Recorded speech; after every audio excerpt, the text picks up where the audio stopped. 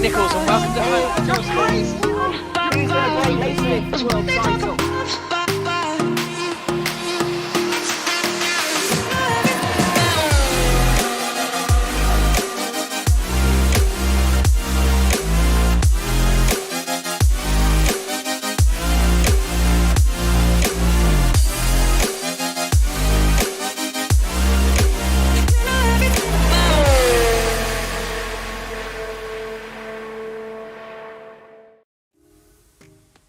It's time to say goodbye to Europe, as for the first time this season and for the only time in 2021, we are venturing to North America. It's a long trip, but for something very special indeed. Something new for the 2021 season, in a sense, a mini championship inside our own championship. For the next 3 rounds, we are venturing to some of the most prestigious racetracks on the planet for the World Championship Triple Crown. We will return to Europe next round for 2 rounds in France, but for the first of this triple bill, it's a venture to the Brickyard. Since 1911, with the exception of a few years missed in World War I and World War II, this circuit has hosted the Indianapolis 500, 200 miles of racing completed for victory in one of the biggest championship races you could ever see, and to become the Indy 500 champion. Whilst today's race, we don't go around the oval, we stick to the Grand Prix circuit our cars are well suited for. That taste of the Triple Crown action is still very much there as we ready ourselves to pass the halfway point of the season. Round 6 of 12 in the Formula Sim Racing World Championship, brought to you by SimLab, 3D Wrap and Masita eSports and the race. I'm Lewis McGlade, and with me in the booth, Ewan O'Leary.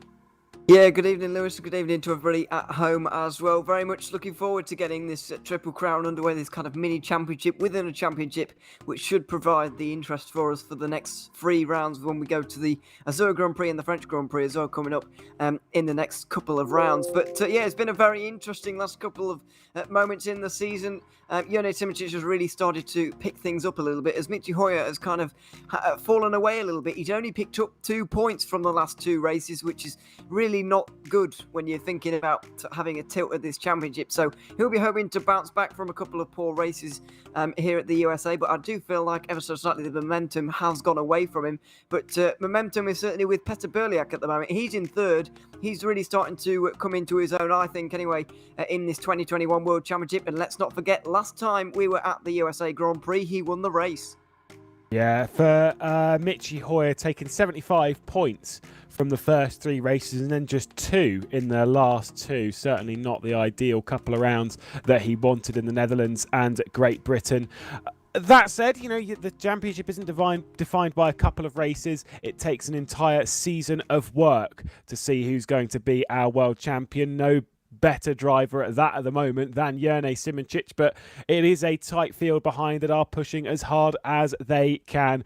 Whilst racing's been somewhat difficult, let's say, in the World Championship in the car, obviously no DRS in 2021, some slight changes coming into this round should allow racing to be a little bit better, a little bit more feisty on the circuit. And then of course we have that fantastic strategy as well to think about over the course of the race, seeing who's going to be using their hard tyres when already a couple of drivers out in this qualifying session on the hard tyres, trying to get one of their 2 required sets of hards out of the way already. We are in qualifying at the moment for the US Grand Prix. Alex Siebel, Dennis Jordan on the front row of the grid, making it an Evolution 1-2 at the moment. Yeah, but you can't imagine that is going to stay the same for too much longer, really. I'm a little bit surprised that Jonas Braxock hasn't been able to get a little bit closer to Siebel, who's currently leading the session. But we're watching Michi Hoyer right now, who's just gone purple in the 2nd sector. So we're expecting big things from him. A very, very short lap around here, and 10 minutes still in qualifying, but you only actually get 3 hot laps at this. So there may be a little bit of waiting around for these guys, because it really doesn't take very long at all to get your laps in. But here comes Michi Hoyer, winner of the first 3 races of this season, looking to get back on track with his 2021 season. Can he at least get off to a good start here tonight? It's not a bad one. 2nd place right now. Certainly not what a position that he'd want to be in, but take a front row start. Obviously, they get 3 laps within the session, so just completing their first time laps of the session. Spork up into 8th position on those soft tyres. I will again just reiterate, not well experienced. Anyone who caught a few rounds ago, I was like, oh, he's well experienced. He has raced in other open wheelers, but especially this, very new to sim racing in the grand scheme of things. So a driver that's learning in talent and building up constantly. Up there in the order at the moment, obviously being dropped down a little bit. I'd suggest that the time is a second off pole position around a very short lap. Certainly not going to be good enough, going to drop you into the back of the clutches. On board with 2-time world champion Ewan looking to go to the top of the session, and he does so. 102.766 to go a 10th clear of Siebel. Yeah, absolutely. Back to where we're used to seeing him, really. But it's burst, evolution, burst, and then it was evolution in 4th. But Mohammed Patel's just slid his way, into 4th place with his teammate Petr Buriak a little bit further down because he hasn't set a lap time just for the moment. Not entirely sure why he's not. I've not even seen him out there on the circuit, so I don't know what that's all about. But anyway, he's going to be the last one to set a lap time when he eventually gets round to it. As Ricardo Costa sliding his way through the corners right now. No sector times going up for him at the moment, so it doesn't seem that he is on a hot lap. Dennis Jordan is, though, but he's not going any quicker in the first sector, which is very disappointing for him, as Geoffrey Fournier is out there as well at the moment, trying to get one of his hard tyre stints out the way, and so is Zoltan Zukes, actually, who is also now a full-time driver, as this kind of news has been broken to us recently, that I believe it's Adam Maguire, isn't it, who he's replacing in this one. So, Zukes is now a full-time driver in the 2021 Championship. Yeah, good to see. Obviously, some drivers departing and joining and jumping out left, right and centre. We've had a little bit of changing since the start of the World Championship in that opening round back at Imola much earlier in the year, to be honest. It was a good few weeks ago. Janis Brakshock across the line. Already had a pole position this season, up to 6th place. As things stand, 3/10 off. Petr Buriak is out on the racetrack. Just want to call... Oh, Danny Van Den Eek, purple in the middle sector. Shout out to him. Petr Buriak is out on the circuit. But I will say, leaving the box, leaving his pit, the garage, he absolutely smashed the rear right. I wonder if there might be a little bit of suspension damage on that car. A bit concerned. Yeah, that would not be good news for him, certainly, as Danny Van Den Eek comes towards the line right now, going purple in the middle sector. Unfortunately, his first and third sectors weren't nearly as good, so it's 8th place for him at the moment. But Alex Siebel improving once again. This looks like it's going to be an absolutely classic qualifying session at the moment, with Simoncic and Siebel trading lap times. These two fantastic drivers seem to be right at the top of their game right now, as Siebel comes through the final corner. We'll see now if he's able to get back in front of Simoncic. We'll see how long it lasts as well, if indeed he is able to, and he does by just 600ths of a second. These two really quite a long way clear of the field there by a couple of attempts, and around the circuit as short as this one, a couple of attempts really does count for quite a lot.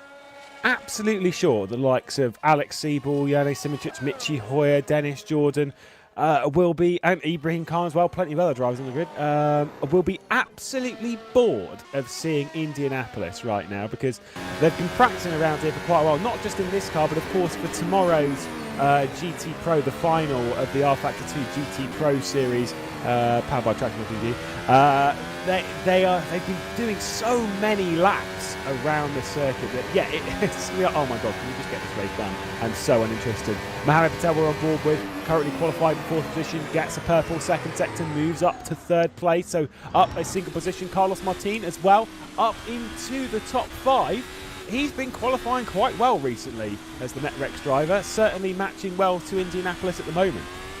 Yeah, absolutely, and he's been putting in some great performance, almost outperforming himself, if you see what I mean, kind of punching above his weight ever so slightly maybe with the qualifying positions recently, but no, he's doing a fantastic job right now. But I'm afraid Petr Buriak, 3rd place in the championship at the moment, not doing such a good job. He's 12th place at the moment, and we've seen how, so far this year, how important it is to qualify well in the FSR World Championship, and 12th place is just not really going to do it for Buriak, so he's really going to need to improve in this final round of times, which is about to begin really. A lot of people exiting the pit lane right now so that they can get round in time for a final go at this. Is going to be very fast and frantic right at the very end of this qualifying session. It'll be very interesting to see who ends up taking pole, but there's a few people further down the order who really do need to improve by quite a lot. Did say that being a second off a pole position wasn't going to be so good. You're going to be a ways down the order for Stephen Michaels. I think that is going to remain the case. All laps completed, a second off and down in 15th spot. Those final lap times about to come in. Some of the drivers raring to go and build themselves up to their final lap of the session. For such a short lap, it does contain some exceptionally high intensity. We're on board with Danny Kish at the moment, who's not improving through Sector 1. Janis Brackshot, though, improving in Sector 1 and improving in Sector 2, looking to get himself a bit further up the grid as he enters the final sector. He's only 3 thousandths behind Colin Spork here, so it really doesn't take very much for him to jump up the order, although he goes wide and really slid the car into that final corner, goes into the pit lane. That's the end of his qualifying session and might not end up inside the top 10 by the end of all this. We'll wait and see as Danny Kish comes up towards the line right now as well. Not such a good first sector, but improving as he goes along in this lap. But I'm afraid it's not going to give him any more positions. It's only 11th place for him, as we see Zoltzuks out there at the moment on the hard tyres, still getting one of those stints out of the way. But a lot of drivers at the moment in the first sector improving. Mitchy Hoyer already going purple in the first sector. Alex Siebel on his final run couldn't improve, by the way. He's already in the pit lane. His qualifying session's over. Zoltzuks just absolutely clobbered the curb in the final sector, and so that's his lap done, so he'll bail into the pit lane. A few good sectors coming in, most notably from Colin Spork. Look at that. Purple first sector, of course, with it being so short, you can easily pick up a purple sector, but we'll see how that one unfolds. Green in Sector 2, so a potential decent improvement as our eyes are focused on the 3-time race winner in the 2021 FSR World Championship so far, looking to make amends for some mistakes in previous rounds, comes across the line and gets himself up to 3rd. Still off of pole, but still a decent improvement, a good qualifying for him. Let's see what Colin Spork can do. What is it going to be to the line? The young man up to 2nd on the front row of the grid by 2 thousandths of a second off of Alex Siebel. What an incredible lap time. Yeah, that's a really great performance from Colin Spork to get himself onto the second row. Jumps up in front of Jernej Simoncic, who was going purple, by the way, in the second sector. So he must have been improving, but made a mistake along the way. But Alex Siebel is going to be very, very pleased with that indeed. He didn't have a very good final lap at all, didn't even come across the line. But at the end of the day, nearly everybody made a mistake on their final lap. There really wasn't very much improving going on towards the end of that session. So Alex Siebel has managed to take pole for the USA Grand Prix by the tightest of tight margins. I think that's the closest one we've had this season, and it's probably going to be the closest by the time we get to the end of it as well. Yeah, what a mega lap time in the dying moments. But for Alex Siebel, a pole position and one that he'll be pretty chuffed with, all things considered. I did wonder, by the way, with Edge eSports and how well they do around this circuit. Last time out, of course, when they came to Indianapolis last season, it was Petr Beliak who was the driver of that car that day. Ended up qualifying on pole position and then, of course, taking the race win as well. So a pretty hefty margins, but it was tight at the top. As far as my knowledge is, I believe that is the only time that Alex Siebel, the first time, I'm sure of many, that Alex Siebel has qualified on pole position, happens here in the first of the Triple Crown. Could be big things for him over the championship later in the season. We'll have to wait and see if he can convert that one into a race win as well. It'll be his first of those. Until then, though, because we're just going to take a quick break and take a look around the circuit. Qualified in 4th place today, so a slight improvement on where he was at Silverstone. Let's catch up with Mitchy Hoyer. Hello everyone, this is Formula SimRacing. My name is Mitchy Hoyer and I welcome you for the track presentation of Round 6, the United States Grand Prix. We are at the Indianapolis Grand Prix circuit and we're going around the final turn onto the big brickyard, the big long oval straight, and across the start finish line to start our presentation. That heavy braking zone into turn 1. The best overtaking spot on the track for sure. Straight into turn 2. Need to be persistent there a bit with the throttle to allow enough rotation. Then straight into turn 4 you go. Stay on the inside here because you need to set up for that quick and tricky chicane. High curves 5 and 6 onto the back straight into turn 7. And now we have 4-way chicane. You go left and then there comes that quick chicane. You go right, you go left again. You want to stay on the inside because you need to set up for this turn 11 apex, trying to carry all the speed onto the exit curve flat out through turn 12. Line up on the outside, heavy braking zone again into 13. Don't want to go too wide there as well.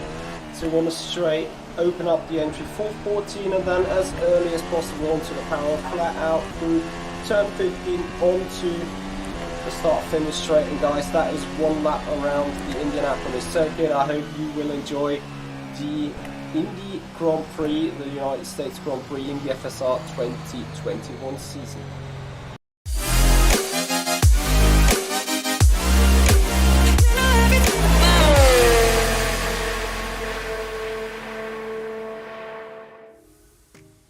78 laps of action ahead then as we ready ourselves for round 6 of 12 in the Formula Sim Racing World Championship. The calendar coming in thick and fast. We are about to start the FSR World Championship Triple Crown, which is a fairly exciting prospect in itself, and starting from pole position it will be Alex Siebel. What a great qualifying. Some fair drama in that session though. The likes of Petter Belek starting all the way down in 11th spot. We know he can work his way up the order, Ewan, but it's going to take a lot of work and a long day.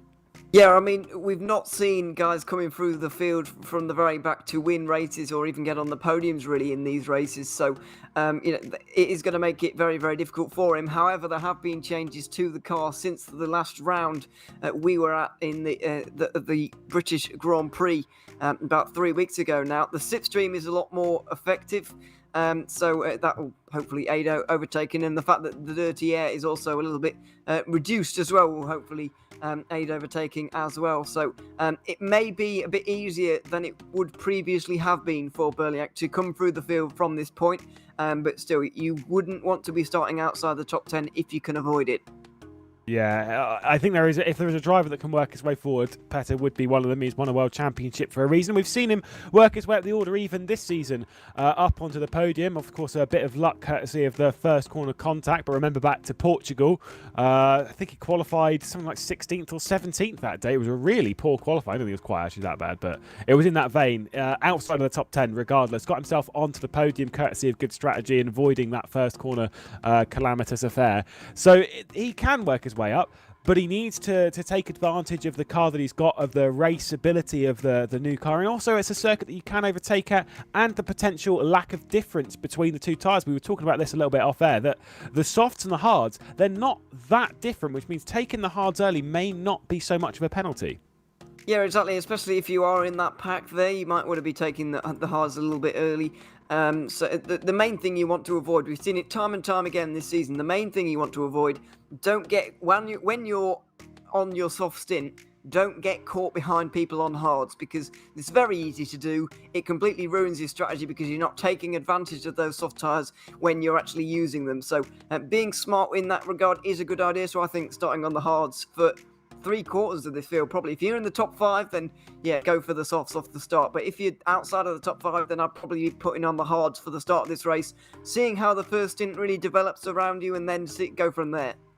Indeed, we'll see how the championship order looks after this race. Alex Siebel, who's down in 5th place, can do with some decent points. Remember, he was on the podium back at his home race in Germany, had that taken away with a 2-place grid drop, courtesy of contact with Janis Brakshock. So he's been very consistent this season. He's been scoring points in all of the races, but needs to do a little bit better than that. And I'm sure he'll be aiming to try and take top honours, or at least his first podium on the road of the season. At least Janis Simoncic will be starting a little bit behind him and looking to attack. We should be able to take a look at the starting order of the race, as here we go then for the race at Indianapolis. It's Alex Siebel on his first pole position, with Colin Spork in his first front row alongside him. Janis Simoncic and Michi Hoyer make it an all-burst Simplexity second row of the grid. Mohamed Patel, previous world champion, starts alongside Carlos Martin, another good qualifying for him, and Dennis Jordan a fair way back from his teammates, with David Marocek up in 8th. Janis Brakshock and Robin Panzar round out the top 10. Good qualifying from Panzar, and Petter Berlak just outside it. See what he does experimental-wise on strategy, and Danny Van Den Eet will be starting from 12th. Danny Kish and Ibrahim Khan, all Sancho's on row 7, with Steve Michaels and Zolt Schuch, now a full-time World Championship driver, starting from 16th for HME. Thomas Bach and Ricardo Costa in 17th and 18th position, and Jim Paresis, speaking of distance between your teammate, all the way down in 19th position. The experienced Greek driver, he's just finished a 24-hour race elsewhere in SimRacing, so I'm sure he's not fully adapted to his open wheeler ahead of him. And Jeffrey Fournier, hard tyres in qualifying, see what he does in the race, down in 20th, and our final spot. Quick formation lap here, Ewan, and it's going to be a quick race, to be honest. I know it's 78 laps, but with them being such short laps, there's not much time to come back if you make a mistake. Yeah, absolutely. There's really not very much time to come back. But yeah, it's interesting to see the different strategies going on up and down the field. Some people that we haven't seen before going on the soft tyres a little bit further down. Can they make their way through the field a little bit more effectively than they have been in the past? Because of that, those adjustments that we mentioned before the race to the car, will it make that strategy a little bit more viable? If that is the case, we might see a few more people going for the softs off of the start of this race in the future. But yeah, very interesting developments with the strategy on that one. So I'll be interested to see how those guys get on as the drivers just pull up onto the grid right now. And we'll see if Alex Siebel can convert that great qualifying into a lap 1 lead. Yeah, it's quite a long run down to turn 1, and so you need to make sure you get a good launch. Saw Mohammed Patel just before the formation lap was practicing, trying to work out how to get a good launch, and his launches did not look particularly great as we ready ourselves for the United States Grand Prix and the lights ahead of us. Before 78 laps of racing, we're going to go on the hunt to see who's going to take the Triple Crown here in the FSR World Championship. We are underway in North America, and Alex Siebel is going to be leading from Colin Spork, and Jone Simičić instantly down the inside as he's preparing a lunge up into second position, focusing on the German of Alex Siebel. A little bit of contact between Spork, who's still side by side with the two-time FSR World Champion Michi Hoyer, with a huge snap as he's going to lose out massively, not quite as much to David Marocek. They're still side by side in the background as Carlos Martins dropped a couple of positions, fighting it out with Dennis Jordan, still hangs on to 7th. David Marocek with a fantastic start from 8th place to 6th, and that just shows the advantage of being on those soft tyres early on in this race. He's jumped up the order already, but it's fairly static behind that, other than Michi Hoyer, who really did a fantastic job to save that car. He could very easily have spun off to the inside of the circuit, but now everybody's going to try at least to settle in, apart from these guys in the back of the field. Sux is in one of those in a little bit of trouble from Stephen Michaels, who's heading down the inside right now and should be able to get through here towards the back of the field. But Alex Siebel has really made a fantastic start in this one. He was a car length clear of the battling pair of Spork and Simičić in the back there, and he's continuing to pull away nearly 8 tenths as we complete lap 1, going through turns 1 and 2 for the second time already. And look at the gap he's pulled. It's quite remarkable to see him just taking that lead and running with it. Yeah, he needs to clear off a little bit at the moment and maybe try and break the advantage of Jone Simičić behind. You know he's going to be hungry, he's going to be chasing hard. A couple of drivers already in the pit lane. Zoltschuk and Jim Paresis into the pit lane. Danny Kish dropped to the back after contact with his teammate, which I'm sure team manager won't be particularly impressed with that, going through the chicane. Just a little bit of a clumsy affair. Alex Siebel, though, leading the way, and there is tight gaps between them. You'd have to say, though, for David Marocek, his eyes backwards, looking at the hard tyre runners that are all behind. Martin, Jordan, Brackshock, Panzar and Burdek all running on those hard tyres. Desperately do not want to be overtaken by them. No, and here's the incident between the two Zanchos, we presume. Anyway, as Ibrahim Khan tries to, does he go up the inside through the chicane? You can't really 11 go out up of the 10. inside through that chicane. It just doesn't work. And even going side by side when you're absolutely level, it doesn't work. Sticking your nose down the inside at that left-hander there was just never really going to work. And Kish probably didn't even know very much about that. Went for a spin himself. He's lucky he didn't get collected himself there, actually. But he's able to keep going. Unfortunately, Khan not able to keep going. But hard to say that Kish was at fault in any dimension there. No, I'd agree. It wasn't ideal, but hopefully for... I'd assume that Schuch and Paresis were involved in that somehow as well, although it didn't look like there was any major contact with them. But either way, they've been in the pit lane early. Maybe they're just getting in the pit lane to drop off the hard tyres. We've not seen that work ever, really, getting into the pit lane straight away, because the fuel mileage, the tanks, like you still have to make the pit stops at the right time, because the fuel tankers can only really do about 30% of the race. So unless you're saving quite a bit of fuel, I would assume that something has happened to them later in the lap. Yeah, absolutely. We're not entirely sure, although we do sometimes see four-stop strategies from those at the front of the field. True. Remember, Alex Siebel did it at the Nürburgring round 3 or something, and he nearly came through that entire field to win that race. So maybe four-stop kind of doing it in reverse could kind of work out. But here's an onboard with Shooks, seeing if maybe this is what happened. But this also will Jump yeah, start. that's a jump start, but no doubt about that one. The most obvious jump start you've ever seen. Unfortunately, that was he didn't really gain anything, did he? He actually lost positions anyway, but still has to do the drive-through. Slightly more obvious. I think it was the Valtteri Bottas one a few years ago where he jumped the start by 0.002 of a second or something, and there was like a lot of drama around it. I think it was something in that vein. But that was clear cut, and assuming that both Schuch and obviously Schuch did, but I'm assuming Paresis had very much the same thing, because when someone jumps on the start, it's so easy to just react as well. When you're sat there, you're so focused on the lights, you see someone move out of the corner of your eye and you think, whoa, I've got to go, and that's where you jump the start. Yeah, it's very, very easily done, and it often happens that way. I'm not entirely sure why, because you are focused so much on the lights. You're watching them intensely, but as soon as you see something else moving, you just decide that it's time to go as well. Maybe because you're so used to it kind of all going at the same time, really, aren't you? So I guess it kind of, you feel like you must go in some way. But yeah, it's a strange phenomenon, but it does happen quite regularly. And so that may well have been the case. Although Zooks dropped back so much that I feel like Paresis would have been in front by the time that replay that we saw ended. So I feel like Paresis might have been for a spin himself or some kind of incident along the way. We'll never know, really. They're a long way down the order now, and it's going to be a long evening for them if they want to get anything out of this race. But we're about to complete lap 5. Alex Siebel's still leading by 1.5 seconds, and he's continuing to extend that margin. Yeah, soft tyre runners are pulling out on the hard tyre runners. We're seeing two different trains, as there is Alex Siebel leading the way for Revolution Motorsports. I brought it up last round that the potential that this livery will be disappearing fairly soon. We're not quite sure when, depends on when the livery is finished, but the idea is that it will be replaced with a nice, bright, sparkling Red Bull Racing eSports livery, which will be fantastic colours to see in the FSR World Championship. Potentially it's the last round of this livery. Potentially we're going to see it for another couple. It depends on when it's finished. But at the moment, either way, in those colours, he's leading the way. And to be fair, if it is the last round they run those colours, what a way to send it off.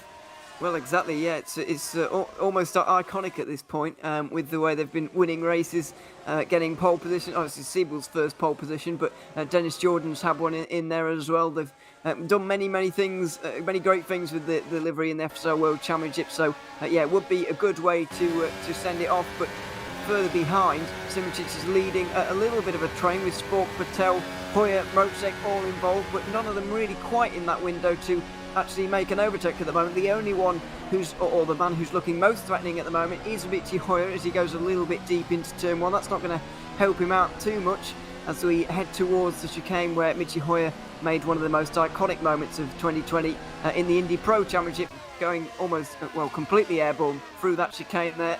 And fortunately he's keeping all four wheels on the ground on this occasion, but looking the most racy in this kind of front group with the soft tyre runners.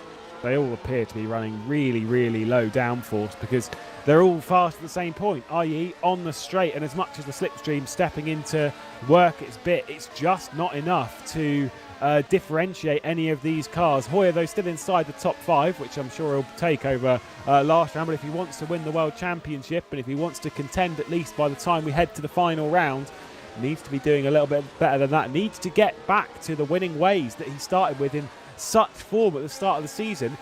The thing is, he worked out a strategy that worked over those first few rounds, and it was enough to keep him basically, even at, say, for example, the German Grand Prix, where he didn't lead that much. It was more about the battle between Janis Brakshock and Alex Siebel and that lot. He was just sort of sat there, he was just doing his own laps, and when he came into the pit lane a little bit after everyone else, he then took the lead and then just ran away and won again. And it's that kind of thing. We need to see that Michi Hoyer back. Yeah, absolutely. It all starts with qualifying, of course. He qualified on pole for, I think it was all 3 of those races, at least 2 of them. Yeah, we need to first of all get up there in qualifying. That's what he's been able to do at this race here for the USA Grand Prix, which is at least a good start. But we don't see Michi Hoyer winning often from when he doesn't start and control the races, really. He can do it, but it doesn't happen very often, really, when he comes through the field and wins the race from behind, so to speak. So it would be good to see him achieve that at some point, but for the moment, he does look like he is struggling in the pack a little bit. Mohamed Patel had to think about defend, had to think about weaving to break the slipstream, and he's certainly getting quite close here, is Hoyer.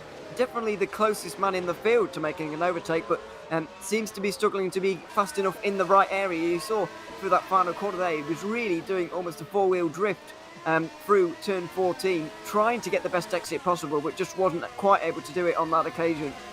No, Patel under a lot of pressure, as you say, but I just don't think that it's enough. He kind of wants to basically, from Hoyer's point of view, wants to pull Patel off of the back of Colin Spork and relieve him of the slipstream from the car ahead. But at the moment, I think just getting enough, although potentially dropping off enough from the back of it, because pace does seem to be dropping out of Patel's car. Speaking of pace dropping out of cars, looks like Alex Sievel's pace started to struggle a little bit. Went up into the 104.6s, which was a little bit slower than Jone Simoncic a couple of laps ago. So Simoncic potentially closing that one down 10th by 10th as we approach the first pit stop. I say approach because we're quite distant from it. We're expecting more around sort of the between 20 and 25. We'll put a nice big blanket on it, shall we?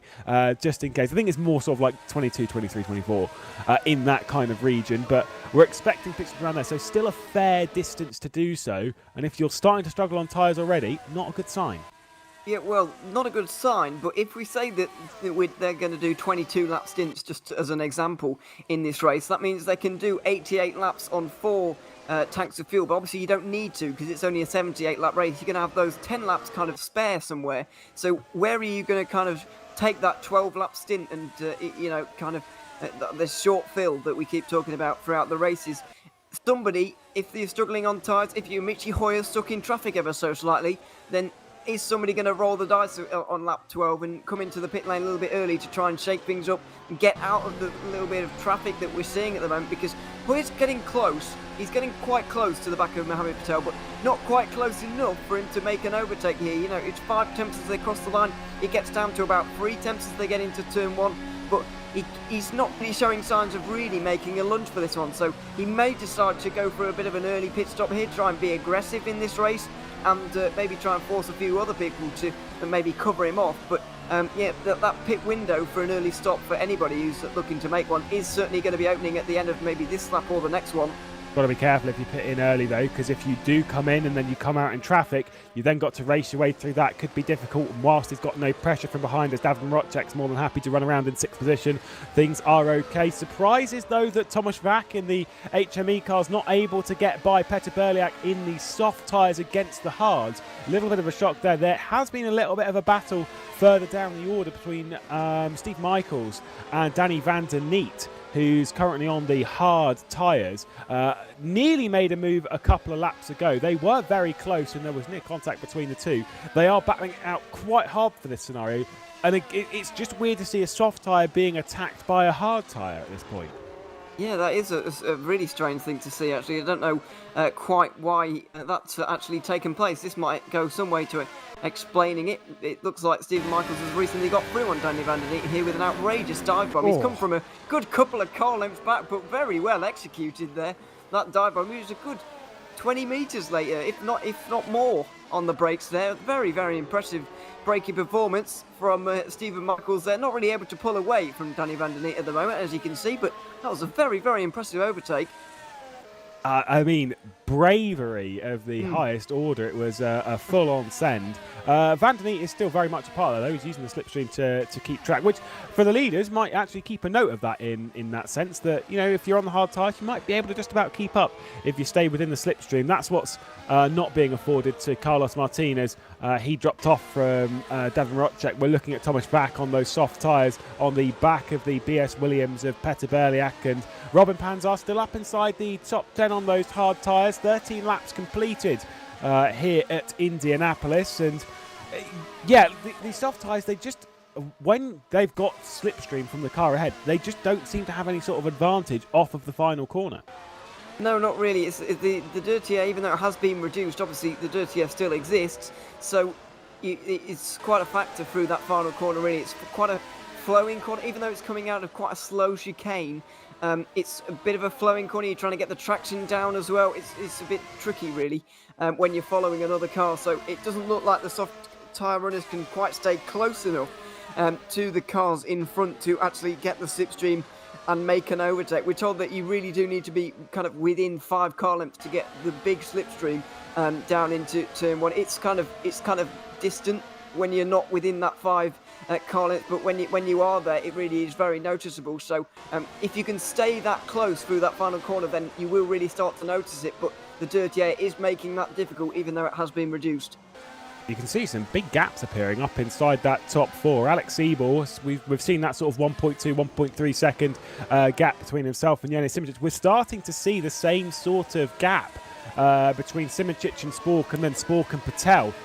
That's interesting, considering the dirty air is reduced to a point. I say it's still there, but we're still seeing these sort of like air bubbles, these barriers appearing between them, as they're just not quite able to stay close enough in this scenario. This could be a tactical thing, could be backing out of it just to make sure that your tyres are staying alive, then you can go on the attack later on. Don't quite see it as being that. I see it as more of almost being forced into this scenario by the air around you. Yeah, absolutely. It's kind of the race kind of really does decide almost for you what strategy you're going to go for in this one. I mean, you've got to be very adaptable in these races. I find, especially with the way the rules are in 2021, you've really got to think about the race around you and make strategic decisions on the fly, which is some people are significantly better at it than others. We've seen a lot of big mistakes in the past from those who, if removed from the situation, might be able to make a good decision about it, but on the fly, strategy is quite difficult to work out. That's why some of these guys do have engineers and they like to figure out these things for them so that they can't make those mistakes. But it's kind of a difficult situation for some of these guys to be in at the moment, like Colin Sport, kind of in no man's land between Simoncic and Patel. Simoncic trying to catch up to the leader, Patel defending from Hoyer and Rochek, and Sport's just kind of left there out on his own right now. I will say it is good seeing Edge eSports still up there. Obviously, quite a large driver change, considering they've lost their main star of last season, being Peter Bernac, as he departed to go to Williams, joining that outfit for the end of 2020. It is good to see the Edge eSports brand still fighting up towards the front. I mean, nearly got pole position today. Whether they'll be able to fight even further at the front and whether it'll be a consistent feature of the podium, we'll have to wait and see how the season unfolds. Gap for the race lead under a second. Ewan Simoncic beginning his charge, looking for back-to-back race victories. He won at Silverstone in fairly dominating fashion to take the championship leader position he's very, very comfortable with. He's got to pass Seibel though, which, let's be honest, based on how Seibel was racing back at the Nürburgring, he was elbows out. He was very feisty in quite a good way. Obviously got a penalty at the end of that because he pushed it a little bit too far, but showing that he isn't here to be messed around. He's here to win. Yeah, absolutely. He'll want very badly to win as well, because let's not forget, he's not won a race in the FSR World Championship before. He's not even finished second either, because that was taken away from him at his home Grand Prix for the Nürburgring race. So, yeah, he'll certainly want to hold on as much as possible. He's going to be defending very hard indeed, and we know how good he is on fuel strategy. He might well still be able to go a lap longer than all of these guys, despite the fact he's been keeping out in the lead. And not forget as well, saving a lap of fuel around here is a lot of an easier task than saving a lap of fuel around some of the other circuits. And finally, somebody is into the pit lane. Thomas Bach deciding he has had enough of staying in this train, and I absolutely commend him for this, shaking the race up a little bit. You're not going to beat the guys in front of you by following them around all day, so why not get in the pit lane early and do something different? Yeah, go aggressive, see what you can get. Again, we've seen the 4-stop work. This doesn't nail him on for a 4-stop. You can still definitely do a 3-stop from this position. Comes in, goes out on some fresh, soft, smart move. Danny Van Den Eet and Steve Michaels also in the pit lane behind. So close to, I mean, for Thomas Bach, if he'd have been released at that point, have to keep his eyes open for Steve Michaels in the pit lane, not to make contact as he made his way down pit road. Thomas Bach returned to the race circuit. Jim Paresis will be ahead of him and not by much, so a little bit of traffic for Vac. Yeah, just a little bit, which is going to be very frustrating for him actually. But he's going to be hoping Paresis is going to be very nice to him and let him through, make it easy for him comparatively. Because yeah, Vac really needs this to work out. Will anybody react now? That's the next interesting thing we have to look out for in the next group. It doesn't look like anybody in this kind of hard tie group here, headed by Carlos Martin and Dennis Jordan. It doesn't look like anybody is moved by it. Nobody particularly worried, as there's a little bit of positional change going on with David Mrocek and Michi Hoyer on the order there, but it doesn't seem that they actually are in reality. I'm not entirely sure. But yeah, they've both lost a lot of time to Mohamed Patel, so we'll see what's actually happened to them. I think Mrocek has actually got through. Yeah, he has indeed. Mrocek switching with Michi Hoyer. I wonder where Michi Hoyer is in comparison to that, because I wonder if that was a smooth switch between the two, basically being like, okay, let's just try and switch this out because it's clearly not working, and that may have just caused a little bit of drop-off time-wise, because you know there's a fair gap now, like you say, between the burst duo and Mohamed Patel, as Thomas Vac right on the back of Jim Paresis. I said before that Jim Paresis was racing in a 24-hour race last night. That was around, I say last night, over the last day, with a bunch of Greek drivers. Yeah, it was. Yeah, I was like, is that Jim Paresis? Yeah, it was. Yeah, a long day of racing. Not the only one who's done a 24-hour race recently. The likes of David Mrocek, Jerne Simoncic, along with a couple of others, also done a 24-hour race. As Michi Hoyer, who wasn't in that, made a bit of large mistake at T1, and that's how David Mrocek got through. So may well be tired, but David Mrocek very much awake enough to take advantage of that. Of course, they won that race, did David Mrocek and the Burst Bunch, along with our very own broadcast director Cameron Rodger, a 24-hour race around the Nordschleife last night. So congratulations to them, looking to try and go for another win in the same day. Yeah, absolutely. It would be very, very impressive for them. Michi Hoyer making a mistake, though, down into turn number one. That was his first mistake, and I'm afraid the second one was slowing up so much. He didn't want to get a penalty, of course, because he was cutting the corner effectively. Didn't want to get a penalty, but his second mistake was actually slowing down so much that he let David Mrocek through. Not only that, but he's actually lost himself 2 seconds to Mohamed Patel, so that's really not gone very well for the 3-time race winner this season. And yeah, we see some people further down the order hitting once more at the end of lap 19. This is not the limit of the fuel, by the way, for Jens Brakshock and Peter Berlek. It's just a roll of the dice in terms of the strategy. Hard tyres for the Hungarian. What's it going to be for the 2015 World Champ? It's hard tyres as well. Yeah, get him out of the way early. It's not normally the strategy that we've seen take to victory. It's more running the soft, and then the hard.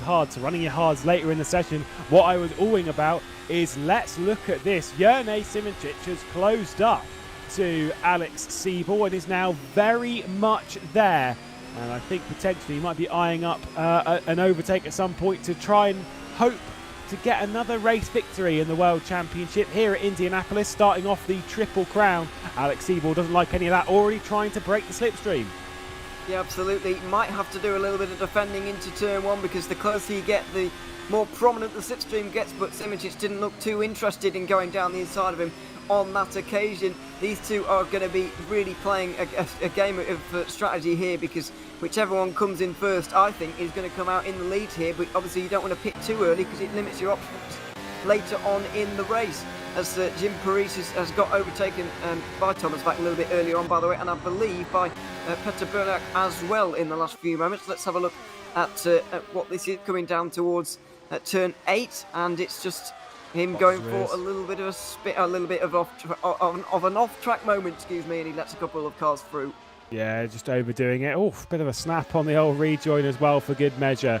Not ideal, but dropping a fair amount. Staying out on the racetrack though, so just dropping a fair amount of time. And like you say, the two positions, Thomas Vac and Peter Berliak as well. Good for them to at least get straight out into clean air, as Kish is into the pit lane. Alex Siebel into the pit lane as well from the race lead. Yeah, soft tyres. He wanted to come in first to cover off the undercut of Jerne Simoncic, and I think that was a very, very sensible choice from Siebel here, as he just gets himself back going again. Looks like he stalled the car. Oh, he did. Oh, dear. That's going to cost him so much time. And all of the work he's done in the first half of this stint completely undone. Oh, I'm not entirely sure how many seconds that's going to lose, but let's monitor it off of Mohammed Patel. Mohammed Patel is so much closer than he was before. This is going to have to be the outlap of an absolute lifetime for Alex Siebel if he wants to retake this lead. It's almost impossible for him to actually retain the lead from this point. Colin Spork may well retain second place with this one because Siebel has lost so much time with stalling in pit lane. He was trying to cover off the undercut from Simoncic, but I'm afraid he stalled the car and he's lost a whole heap of time. Remains to be seen how much, but it's not going to have helped him in this race. He's almost definitely going to be behind Simoncic after this stop. I think it cost him realistically a couple of seconds as Ewan Simoncic and Colin Spork enter the pit lane. So obviously we're talking a fair amount of time. Davin Rodger also following in, as does Dennis Jordan, Robin Panzar, Ricardo Costa, all into the pit lane from the front. So Alex Siebel will cycle out and we'll really see how much time has been lost. Busy pit lane though that could cause issues. Remember, is there an issue for Ewan Simoncic, or is that my eyes? Oh, we're looking at Davin Rodger. Oh, panic then. Never mind. That's all right. Just trying to spice everyone up. It's all right. Here comes Alex Siebel, though, down the start-finish straight. I think he might hold it. I don't know. You get released very, very early from this pit lane, but it does double back on itself quite severely. Here we go. Siebel coming through turn one right now. Simoncic on your right-hand side. It doesn't look like... Oh, he's just held on. He's just about held on. Just think of the lead he could have had if he didn't stall the car in that one, because he's got to have lost a second or two in that one. So that could have been a very big moment for Siebel, but he's just saved it. These two both on soft tyres. They're going to be running pretty much nose to tail for the next 20 laps. It's going to be an absolutely enthralling watch for us, but it's going to be a very, very sweaty 30 minutes or so for Siebel and Simoncic as they run out in the lead.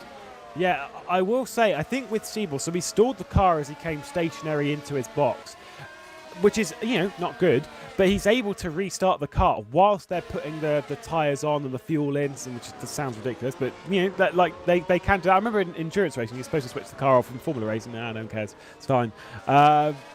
So he's able to restart the engine in that sort of position. So realistically, he may not have lost too much time. I don't think it was, obviously he lost a fair amount, but it's not exactly like he lost 3 or 4 seconds. You can see that by the gap. Leading the way by a second over Simoncic. You've got Spork, Patel and Hoyer all on the hard tyres. They've changed from softs to hards. And as he's closing, as that group is closing up, they are obviously dropping off from the race lead. If they can hold close to that gap, it's going to be advantageous when they go onto the softs. Yeah, absolutely. We're just going to have to wait and see a little bit later on in the race. How quickly are they going to come back to those guys, and how hard are these two guys going to fight? I think at the moment the sensible thing for Simoncic would be stay behind Siebel for the moment. You can fight him a little bit later on. They need to make use of the soft tyre stint though and not go side by side through every corner, because that really is going to hurt their race. Sticking behind him for the moment is not going to hurt his race quite as much, but Simoncic's teammate, well, not teammate, but Burst eSport teammate-ish, Davin Rodger lost a lot of time here. We're going to see a replay, by the way, of Davin Rodger. You're going to see his actual teammate pull in front of him into the pit box right now. He's going to have to just skirt round him.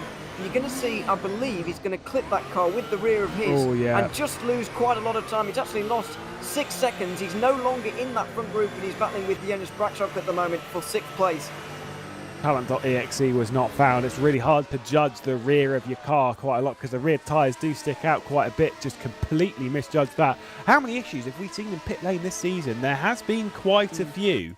And by quite a few, I mean it's more than just 1 or 2. We have seen a lot this season when there's been issues in the pit lane. Just obviously everyone's pushing it to the limit, but you've got to be careful in the pit lane because you're going to ruin your race and other people's as well. Yeah, it's kind of, you watch these kind of moments and you think, wow, that's the kind of thing that would only happen once in a season. It's very rare, and we're seeing them almost every round. It's very strange. And I don't know quite what's got into everybody, really, because we didn't see very much of it in 2020, certainly, but for this year, it's a recurring theme so far.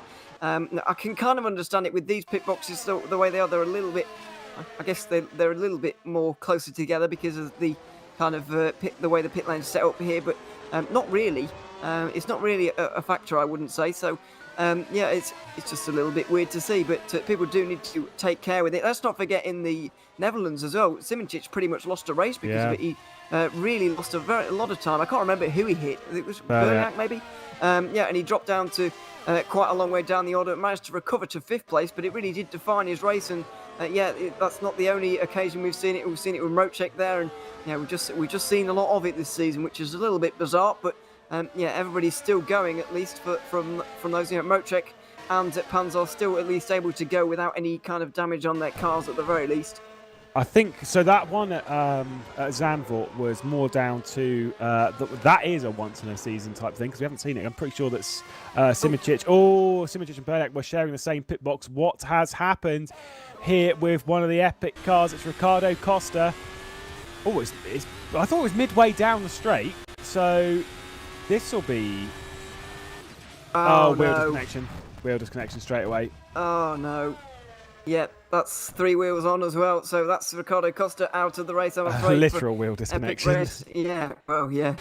Wheel in both senses of the word there, I'm afraid. So, there you go. That's Riccardo Costa out, and not the first time that we've seen that, and not the last we'll see of that in sim racing, I'm afraid. So, there you go. The kind of mechanical failure you can see with the wheels that these guys do use, but disappointing for Riccardo Costa. He's going to be out of the race now as we go on board with Roman Panzer, who needs to get through on these guys really. Carlos Martinez lost quite a lot of time in that pit stop phase, hasn't he, really? He was a good 2 seconds in front of Dennis Jordan before that pit stop cycle. Now you can see he's behind Peter Berliak and a good 3.5, 4 seconds behind Dennis Jordan, so not entirely sure how he's lost so much time, but he's a really long way back compared to where he was. Yeah, certainly not. I wonder if it must have just been like a slow pit stop or something in that vein. Clearly there's been an issue for the Spaniard to have lost so much time, but again, no worries at the moment. He's on the cusp of points. He's getting some of the hard tyres out of the way, whilst a lot of other drivers are on the hard, so he'll be able to pick up the softs on the next stint and go on the attack.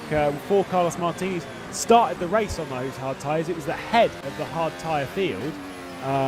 So he's already getting both of those out of the way, same as with this man as well, Dennis Jordan getting both of the hard tyres out of the way, and he's closed in right onto the back of David Marocek as well.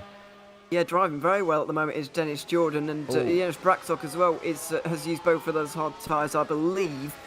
He's done 2 hard tyre stints, so he's leading of those who are just going to be using soft tyres all the way to the end of this race, as we've got a yellow flag and a DNF for Danny Kish. I'm afraid this may well be a bit of an incident between himself and Stephen Michaels. Goes down the inside into turn 1, gets spun around ever so slightly, and this might be a quit. No, he's carrying on, and I believe he went into... No, he carried on. This is well, the RQ. Oh, here we go, yeah. He's just going to leave the session.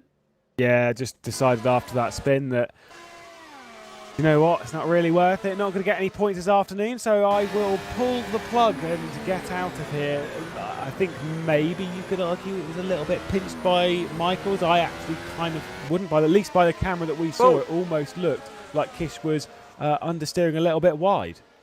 Sorry, I just saw Panzer. I thought he was going for a spin, but he caught it fairly well in the end. He was a good half spin, because he has lost half a second, but no, he's still continuing on. Shame for Danny Kish, though. He's put in some good performances so far this season, actually, but this, unfortunately, not one of them. A DNF for him in the USA Grand Prix, and all these guys we're seeing at the bottom of the order, obviously not getting the Triple Crown campaign off to a very good start either. I was kind of hoping that with this Triple Crown we'd see somebody not in championship contention really contend for that little mini championship thing we've got going on in the middle of our World Championship, but it seems that it's more of the usual suspects up towards the front. Siebel and Simic leading. Colin Spork, it'd be great to see him have a good run in this Triple Crown and try and win that championship at least. He might be able to do it. We'll wait and see. But it's mostly the same drivers up towards the front that we're used to seeing in the World Championship that we've seen probably for the last couple of years now. It's the similar names to what we've seen before.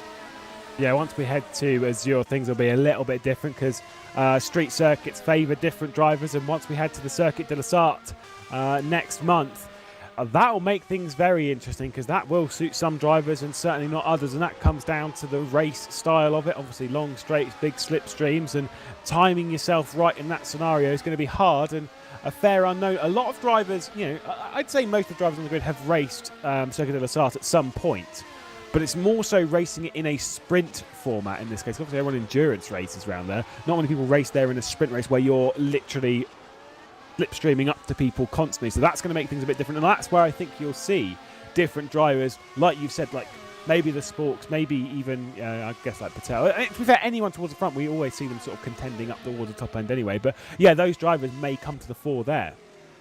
Yeah, absolutely. I'm certainly hoping so as well. I presume we are doing both of the chicanes as well, because it would be funny if we weren't using the chicanes. But anyway, that's a discussion for another day, really. Because it's a very, very long straight, and it's going to keep the pack very, very close together. And it's fairly close together at the USA Grand Prix as well right now, just under a second separating the top two. They're kind of running away from the rest, but the strategy is going to concertina all this race back up together again, as we're not too far away from halfway right now. Siebel's still leading.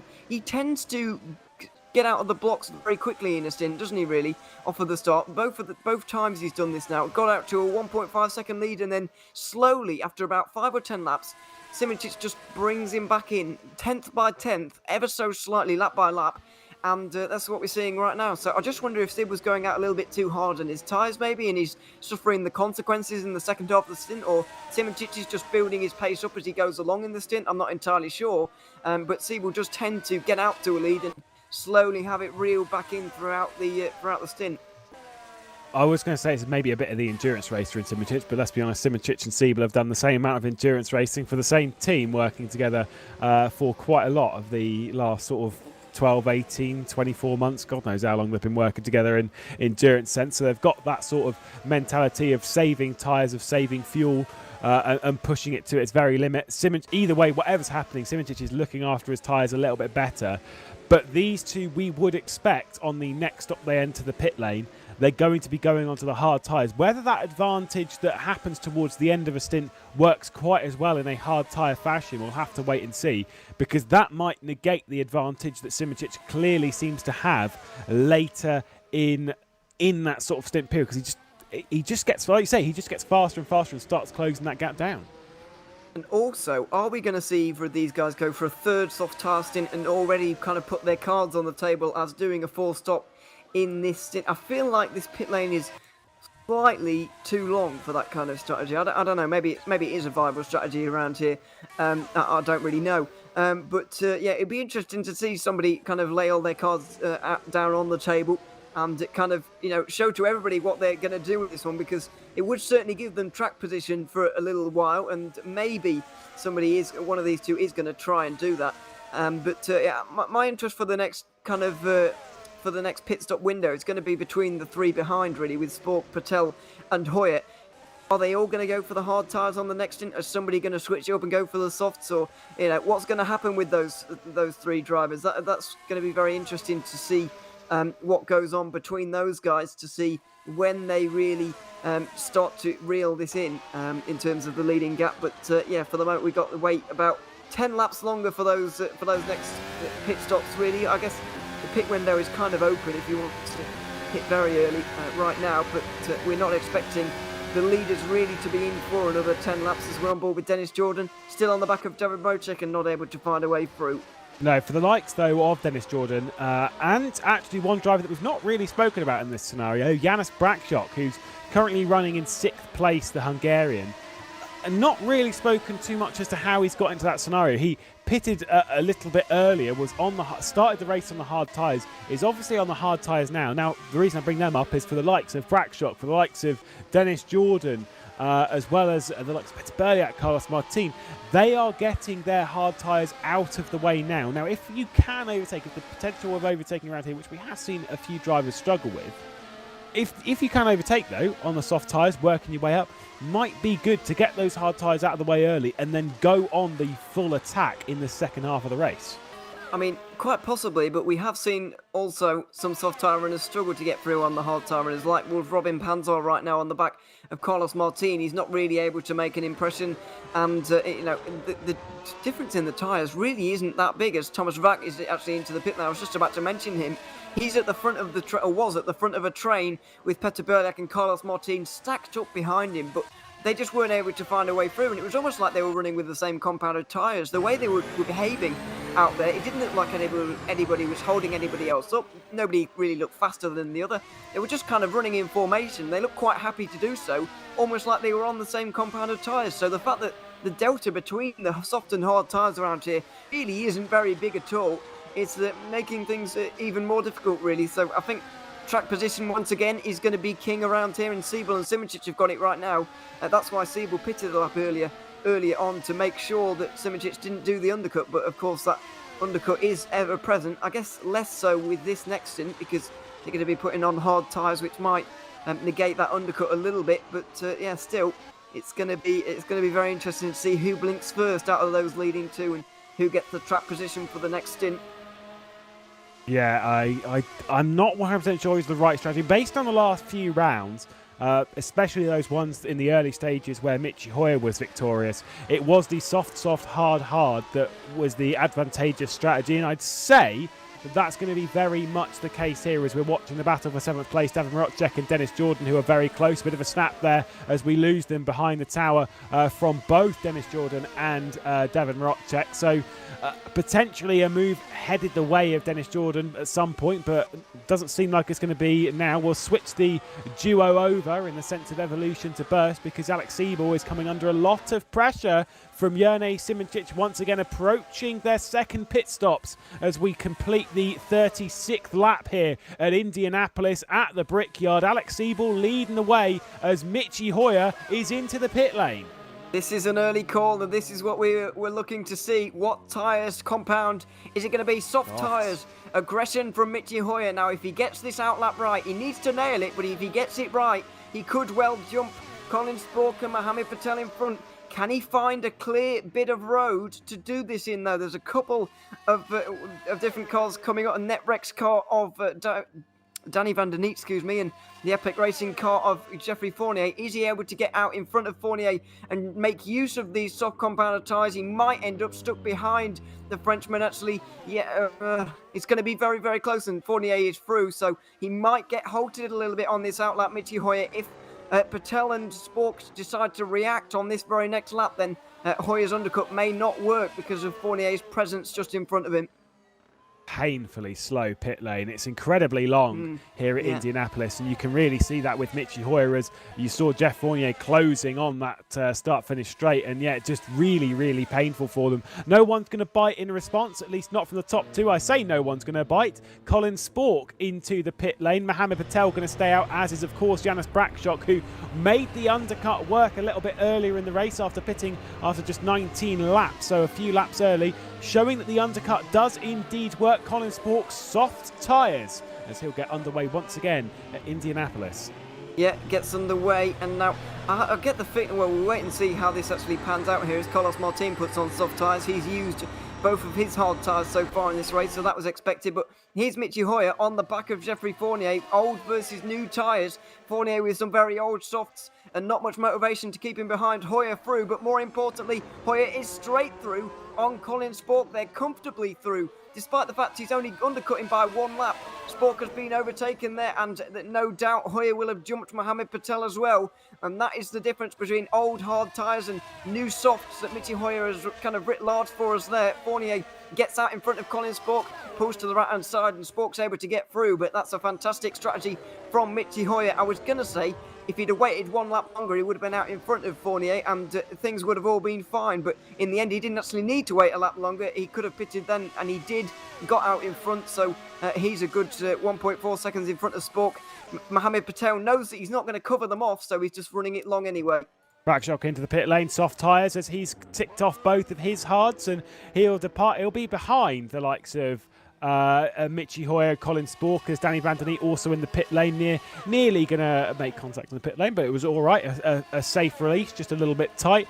For Colin Spork to get by Jeff Fournier that early was also very, very important, and it was quite a tight move, but I don't think Jeff Fournier was really fighting it too hard, so understanding that all these drivers are on wildly different strategies to him and most certainly not in the same race. For every lap that Michi Hoyer ticks off and no one else pits from the top lot, it is advantage Hoyer and could be good to even close in on the likes of Jerne Simičić and Alex Siebel. I think it might be a bit of a hard task, but nevertheless, might give it a good go.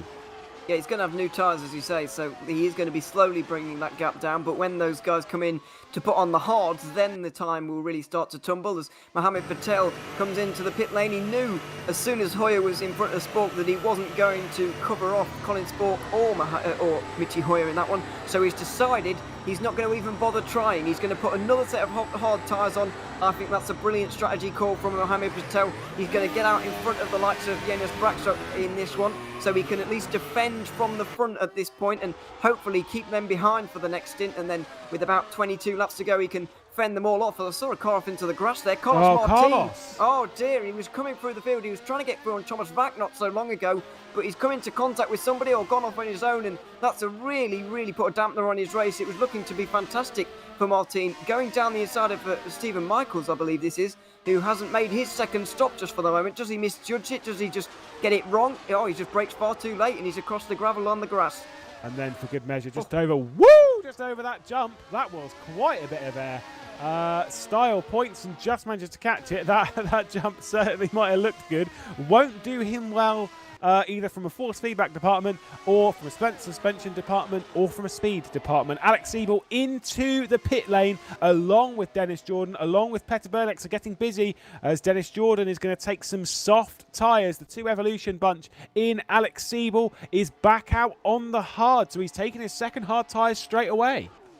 Well, this is going to be Siebel's first hard tyre stint, isn't it? Because he's taken 2 softs so far, I'm pretty sure. Yeah, oh no, it's hard, yeah, it is hard tyres, sorry, from Siebel. So 5.3 seconds, 5 seconds-ish to Michi Hoyer. Let's just monitor that gap, because how quickly is it going to come down? Is Simičić maybe able to even do an overcut here?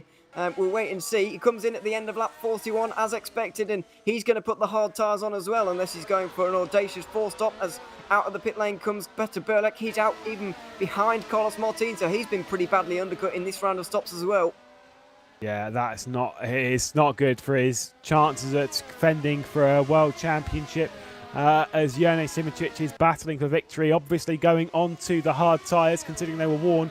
I don't think he's going to be gaining too much. Jens Brakstok, fastest lap of the race in the previous one, 1:03.670. David Rodger going to head the field at Indianapolis, and Robin Panzar also going to jump up into second position. But the battle we are looking for is that blue car on the right-hand side. Alex Siebel, Jerne Simičić, very easily the way of Alex Siebel. The undercut working nicely here, and the German going to be clear as they are both on those hard tyres, and they'll be taking hard tyres on the next stop and going to the checkered flag. Yeah, big undercut, as you say. 1.5 seconds roughly gained by Siebel, so the gap's now 2 seconds, with Michi Hoyer only 2.7 seconds behind his teammate. Let's not forget there's still another stint of hard tyres coming up for Michi Hoyer, so let's not get too excited about it for the moment, but if he's able to get through it this stint, then he'll be absolutely laughing by the end of it, as we're looking at Jens Brakstok getting through on Jeffrey Fournier as well. Fournier still yet to make his second stop, but this is going to be a nice and easy move for Brakstok into the left-hander, getting through fairly nicely. Nearly overshot the corner, but gets through into 8th place. Dennis Jordan is going to try to look to do the same a little bit later on, as also seeing that Jim Paresis has DNF'd from this race. I think he's just parked it in this race as well. Yeah, again in the same boat that we saw with the likes of Danny Kish and whatnot earlier, and maybe even Ricardo Costa. We'll probably never find out on that one, but yeah, just basically going, look, I'm not going to get points. Let's just call it here, because I'm not enjoying this. It's hard work. It's exhausting around here. You've got lap after lap coming in very, very quickly, and when you're not battling for anything of major work, it can be a little bit frustrating and a little bit downbeat. Thomas Vack defending to the inside of Carlos Martin on those soft tyres. After that mistake, the NetRex man around the outside of T1. Good as you like. There's a decent overtake, and Petter Berleck going to try and come through as well. Yeah, try and go around the outside through 3 and 4. Oh, aggressive defending from Thomas Vack as well. Just shuts the door in Berliak's face. Good defending in the end from Vack, so he stays in front for now, but good overtake by Carlos Martin there, round the outside through turn 1, which does give him the inside for turn 2, making his job slightly easier, but nonetheless very, very impressive indeed. So a good overtake from Martin, but Berliak really needs to get through and start following him through on these moves as well if he wants to get good points out of this race, which is not looking likely at the moment, it has to be said. I know that Panzer and Mocek still have to come in, and he might be able to get those guys at the moment, but it's really looking like the lower part of the top 10 for Berliak in this race today. And if he's chasing after Simoncic and Hoyer in this championship, then that's really going to put a dent in his challenge. Yeah, I do think that the advantage that we saw over the last couple of rounds with two very decent results compared to Berliak, who needs to pull his finger out and try and get something from this. Obviously overtakes Jeff Fournier in the pit lane, and Thomas Vack does not fight him hard into turn 1, so the 55 moves up to 11th, still a position short of a points-paying position, as we still see a few drivers yet to come into the pit lane. As we were saying, Devon Marocek, Robin Panzer. Marocek now into the pit lane, so the Swede of Robin Panzer going to take the lead at the Brickyard, at least for a few laps prior to his pit stop. But to be honest, any opportunity to lead a FSR World Championship Grand Prix, you're going to take it just to get on the broadcast and just see your name at the top of the sheet. Yeah, absolutely. This is probably going to be his last lap of fuel, and he'll be into the pit lane at the end of this lap. And Darren Mocek leaves right now with the soft tyres on. Interesting to see from Michi Hoyer at the moment. Came out of the pit lane 2.5 seconds behind his teammate Ewan Simoncic, and just look at that gap now. It's up towards nearly 3.5. Despite the fact he's got soft tyres on, he can make absolutely no impression at all on the championship leader. Just further evidence to us, really, that the hard and the soft tyres really aren't that dissimilar in this race, and Hoyer is not able to catch up to Simoncic at all. Spork is actually catching him at the moment, so I wonder if he has made a mistake as well out there somewhere. I think part of it might be a little bit more worn tyres on Michi Hoyer. They are not hugely old, but they are 8 laps old, so a little bit older than the 3-lap-old tyres that Jone Simoncic has on his wagon at the moment. Looking at the battle as Davor Marocek has been out of the pit lane, riding on board. Snaps from both of them. Big one from Thomas Vack as Marocek overdid the corner for good measure as well. So no way through as Panzer enters the pit lane. Alex Siebel returns to the front, looking for his first victory in the Formula Sim Racing World Championship. 32 laps left to run, and he'll be vying for his chance to take top honours in the first time that we are racing the FSR Triple Crown. Remember when we raced when we raced at Indianapolis in the Indy Pro race? Pretty sure it was Dennis Jordan who won that race. But Alex Siebel ended up getting second in that championship after some decent results there, so clearly likes this track a little bit. Yeah, it does indeed. Just down the inside goes Mocek, and that, well, I was going to say should be easy enough, but Vack did fight it on the outside line, which is not a bad place to be in turn 1 in truth. It's not a bad, because it switches back to the inside for turn 2. It can be beneficial for you, but not for Vack on that particular occasion. Yeah, Siebel definitely very, very capable. We've never seen him take a win in FSR though, and he will be absolutely desperate to do that. We've seen how powerful the undercut has been so far in this race, so in about 10 laps time, when the pit window opens finally for, well, I guess they call it the critical lap, often if you watch V8 Supercars a lot, the lap where you can pit and get it to the end on the fuel, lap 56 should be that one for this race, or 55 maybe if you can stretch it out a little bit longer. But undercuts have been very, very powerful around this circuit, even though it's a very short one. They've still been very, very powerful. That's how Siebel's basically got most of his 1.7 second lead at the moment. Yeah, we may well see him come in at the earliest opportunity on this occasion as well. Alex Siebel's 16th Grand Prix in the FSR World Championship, along with other races in the Race Indy Pro Championship, 10 in there. Of all of those races, has finished outside of the top 10 on just one occasion. That was in his second race over in San Marino in his first season in the FSR World Championship. That was last year.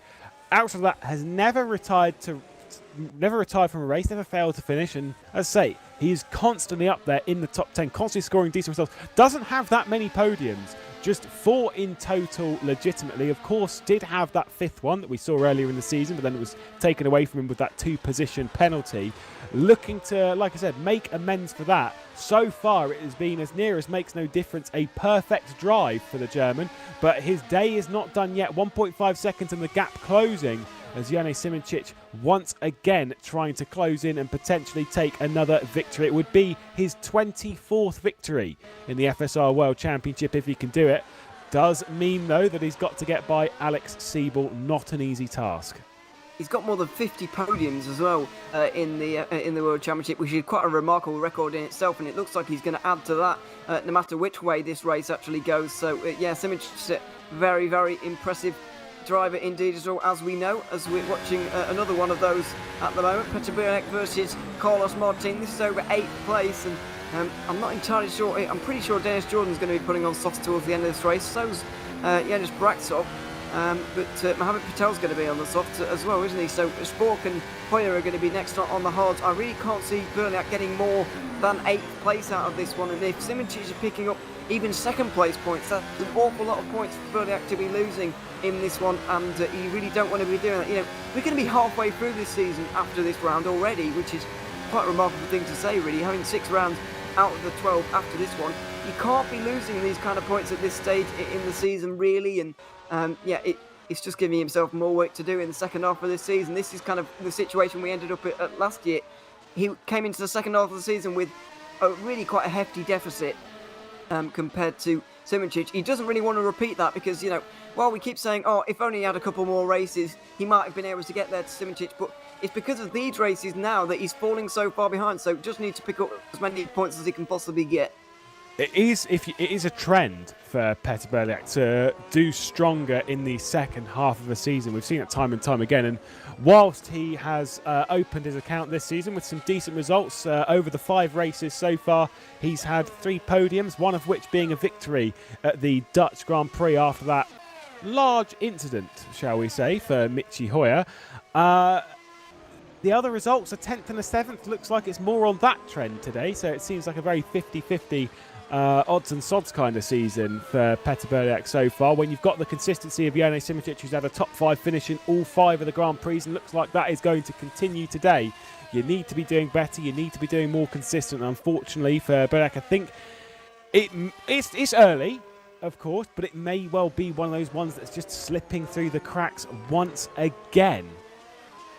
Yeah, that seems to be the case. I mean, the only time he hasn't done that thing you talk about, where just having an amazing second half of the season and just an okay first half, was that 2015 season where he won the championship, scored podiums in all of the first 10 races, I think 8 races or something like that. Anyway, you know, a lot of podiums in the first half of the season, and we just haven't seen that from him since, really. You know, he's had 3 so far this season, which is not bad by any stretch of the imagination, but, you know, he's just up against Janis Simoncic at the moment, which is 4 podiums in the first 5 races. It looks like it's going to be 5 out of the first 6 at the moment for Simoncic. So, you know, while not taking anything away from his 2015 championship season, but, you know, Simoncic is a very, very tough competitor, and I think the kind of greatness of Peter Bierek is kind of being lessened a little bit because he's up against such stiff competition with the likes of Simoncic and others around him right now.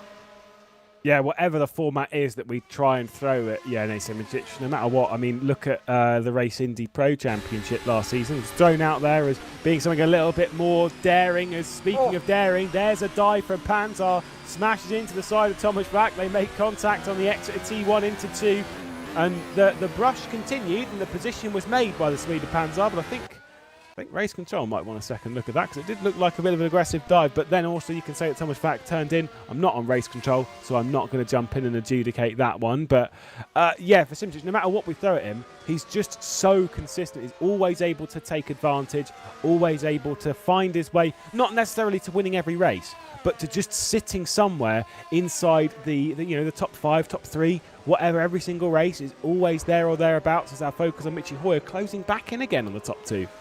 Yeah, I really think Hoyer made a mistake to lose all that time. I think he lost a second in a mistake, and it hasn't been it's been a solid drive from Michi Hoyer so far today, but it's not been one of these incredible drives that we saw earlier on in this season. So, yeah, I feel like Hoyer really could have done a little bit more if he hadn't made that mistake, and he would be on the back of Simoncic right now. But yeah, he's just so consistent, isn't he? The 2-time champion from Slovenia. He's not finished outside of the top 3 in a championship for FSR since 2015 in the World Championship, at least anyway. So yeah, it has been so consistent over the last few years, and it doesn't look like that record is going to change anytime soon. But this leading pack is really starting to concertina up together. That pit window is going to open in 4 laps, so we'll see if Michi Hoyer decides to blink first and be aggressive with his teammate in this one, but he does need to get a little bit closer to really worry his teammate into maybe reacting to any pit stop that he might make. Yeah, critical lap incoming, as you were saying earlier, of the top 4. They're all going to have to come in and come out on the hard compound tyre. And the thing with that is, they've got to do it then legitimately on circuit. Whilst you're on soft tyres, you're attacking your teammate, maybe even, if depending on how large the mistake was, maybe even Siebel. You're attacking your teammate, you've got an advantage because there is no DRS in the FSR World Championship. You've got to do it on track properly with your own power, your own brakes, your own mind. You've got to set it all up yourself. When they all come in, it is all going to be status quo. Hard tyres expected for Siebel, Simoncic, Hoyer and Spork. Mohamed Patel though, and of course Janis Brakshock. Now I know they're a little bit off, but they are going to be on the soft tyres for their next stop. And I don't know about you, but that tells me that over the next sort of 25 laps, this race looks like it may well come back together again. I think it's going to come completely back together in this one, actually. I think Hoyer, Simoncic and Siebel are going to go into this final stage of the race absolutely nose to tail. Then you're right, you've got guys like Patel, Brakshock, Jordan, Martin, Burliak. I think they may be a little bit too far back, but Brakshock can certainly get involved here. So, yeah, very much looking forward to seeing how those guys get on. I think the only man who's really going to be left behind and get his ears boxed a little bit in these final few moments is going to be Colin Spork here. He has got another stint of the hard tyres coming up in the next part of this race. So I think Patel's going to easily clear him, Brakshock probably as well. And I don't think Spork's really going to be a feature really in this final part of the race, which is a real shame for him because he's had a fantastic drive up to this point. Yeah, I reckon we're going to have about 5 cars for the lead by the end of this race. Well, to be honest, Spork can make something work. If he pits a bit earlier, we know, fresh hard tyres, you might be able to take some sort of advantage. I mean, look what happened with Siebel when he pitted a bit earlier. So, for the Edge eSports bunch, they might be calling Colin Spork into the pit lane a touch earlier than they would expect, just to get him on the hard tyres and get him pushing and try and jump Hoyer and Simoncic and maybe even Siebel. I think that's, again, a bit of a stretch. But the idea in that scenario is you don't want to be the first driver on the hard tyres that lot's going to catch. And if you're ahead of Hoyer, if you're in that position, then Hoyer's going to be the first one. Whoever, of that top 4, they all got to go on the hards, and one of them's going to get caught at some point. And like you say, I completely agree. When that soft tyre contingent close in at the end of the race, I would not want to be in that boat. Speaking of soft tyre runners, Peter Burliak on screen at the moment. Carlos Martin just ahead, looking pretty close, and Burliak's on the attack. He is indeed. He's been on the attack for most of this stint, actually.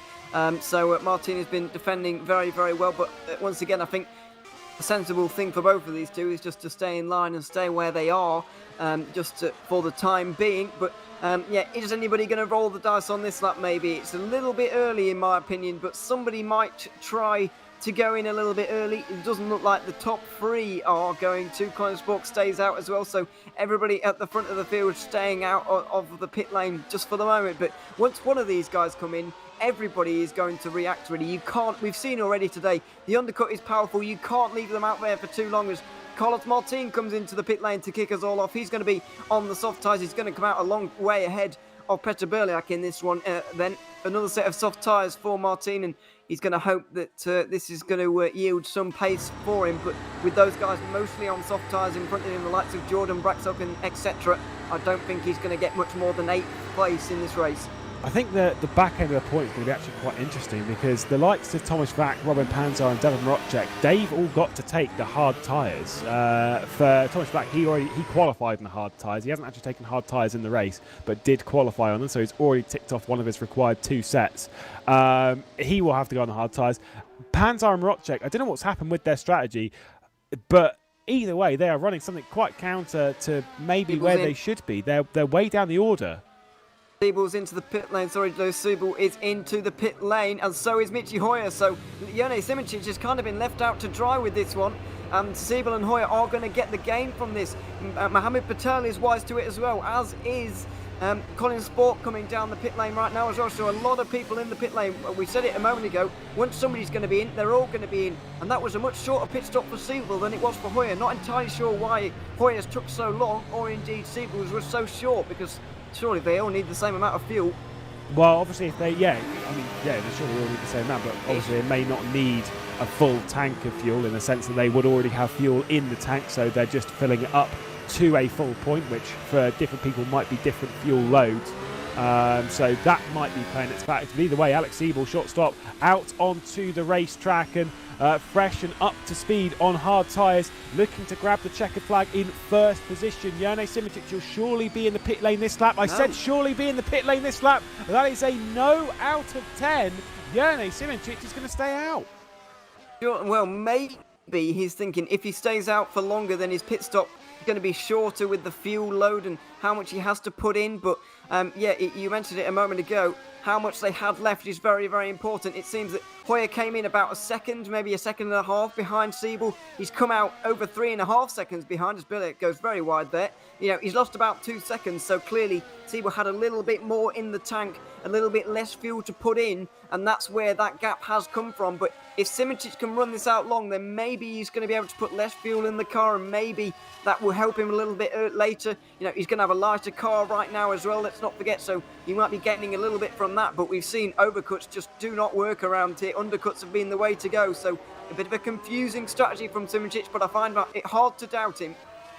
Yeah, I mean, how many times have we always just getting out of the way? That's Steve Michaels and going a lap down as Michi Hoyer darts around the outside, going through 3 and 4.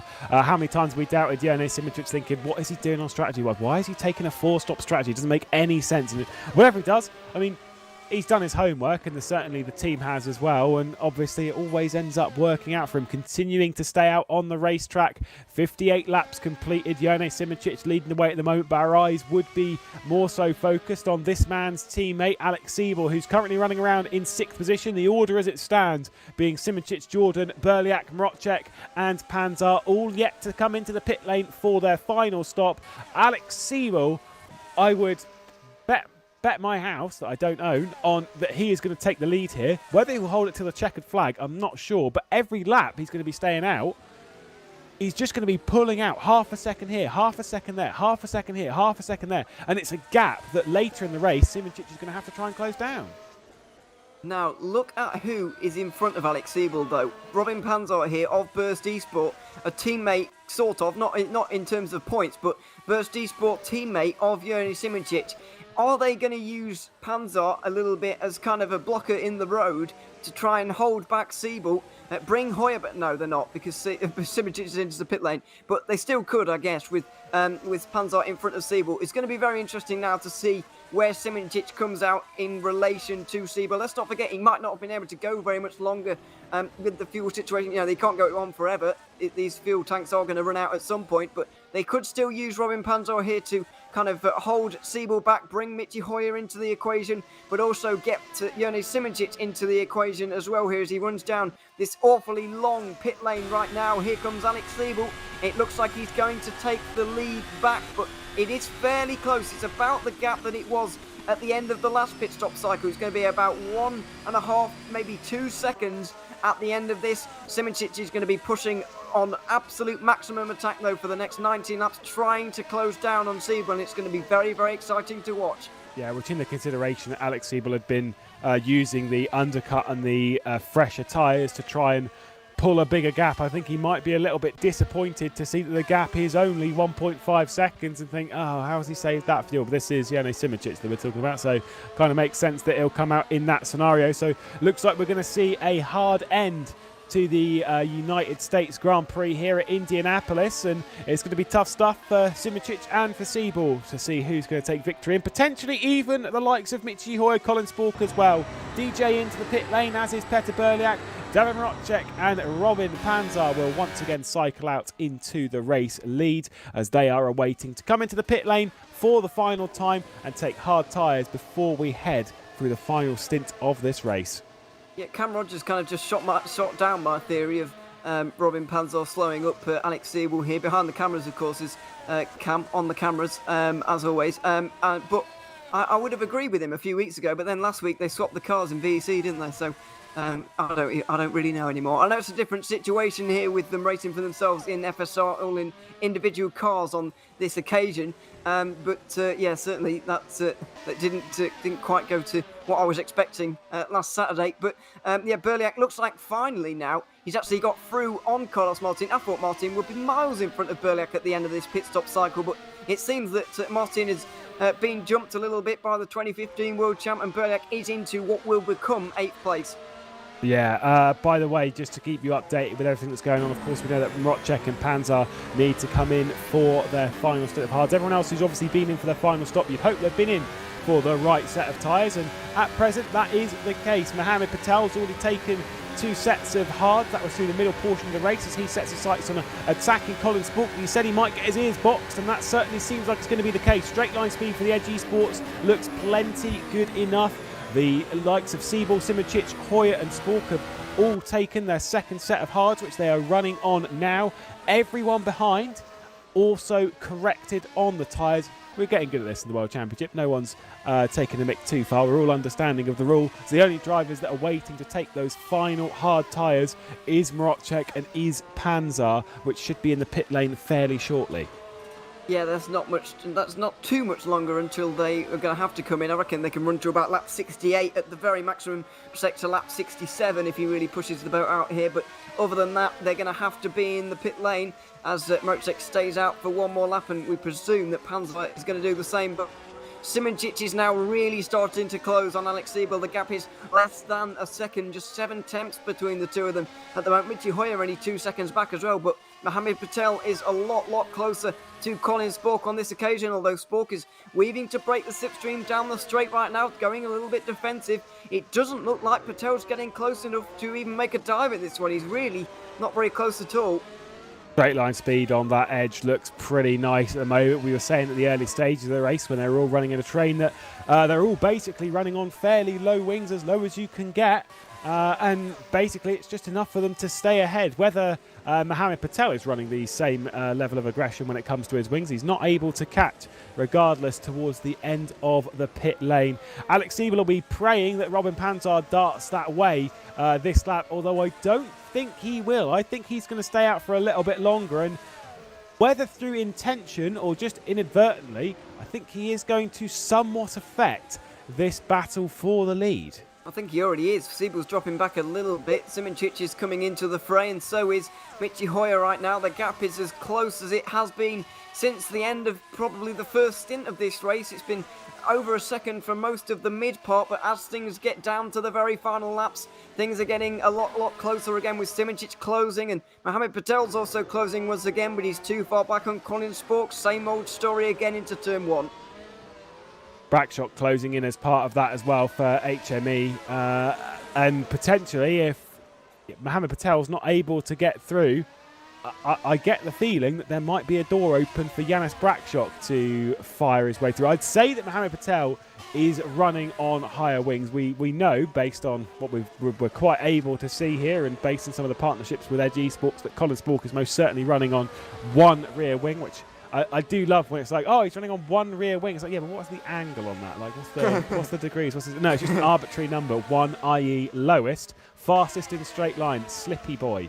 And yeah, it's just not enough. Patel just can't do anything.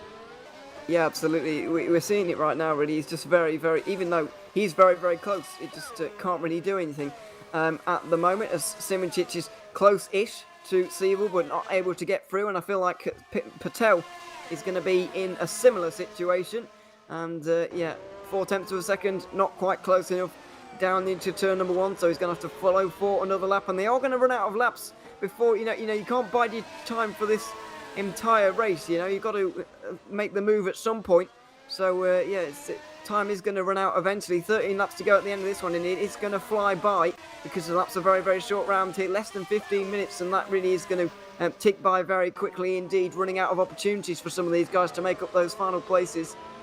Yeah, it's getting into the real thick end of things for these drivers right now, for the likes of Rodger and Panzer. They're just trying to basically make sure that when they come into the pit lane, it's in as good a position as possible, and I don't think it's really going to work out for them in that sense. I would estimate they're going to drop a fair way down the order, potentially even, and realistically even, outside of the points. I think they might end up behind Carlos Martin, promoting him into the points. One of them will be up there, as Davin Rodger has bailed and has come into the pit lane, which means it might be a couple of laps before we see Panzer in. He was going a little bit later. Simoncic is close. This battle is closer between Patel and Spork. There is Rodger in the pit lane. There is Jerne Simoncic, and there you can just see the rear wing of Alex Siebel.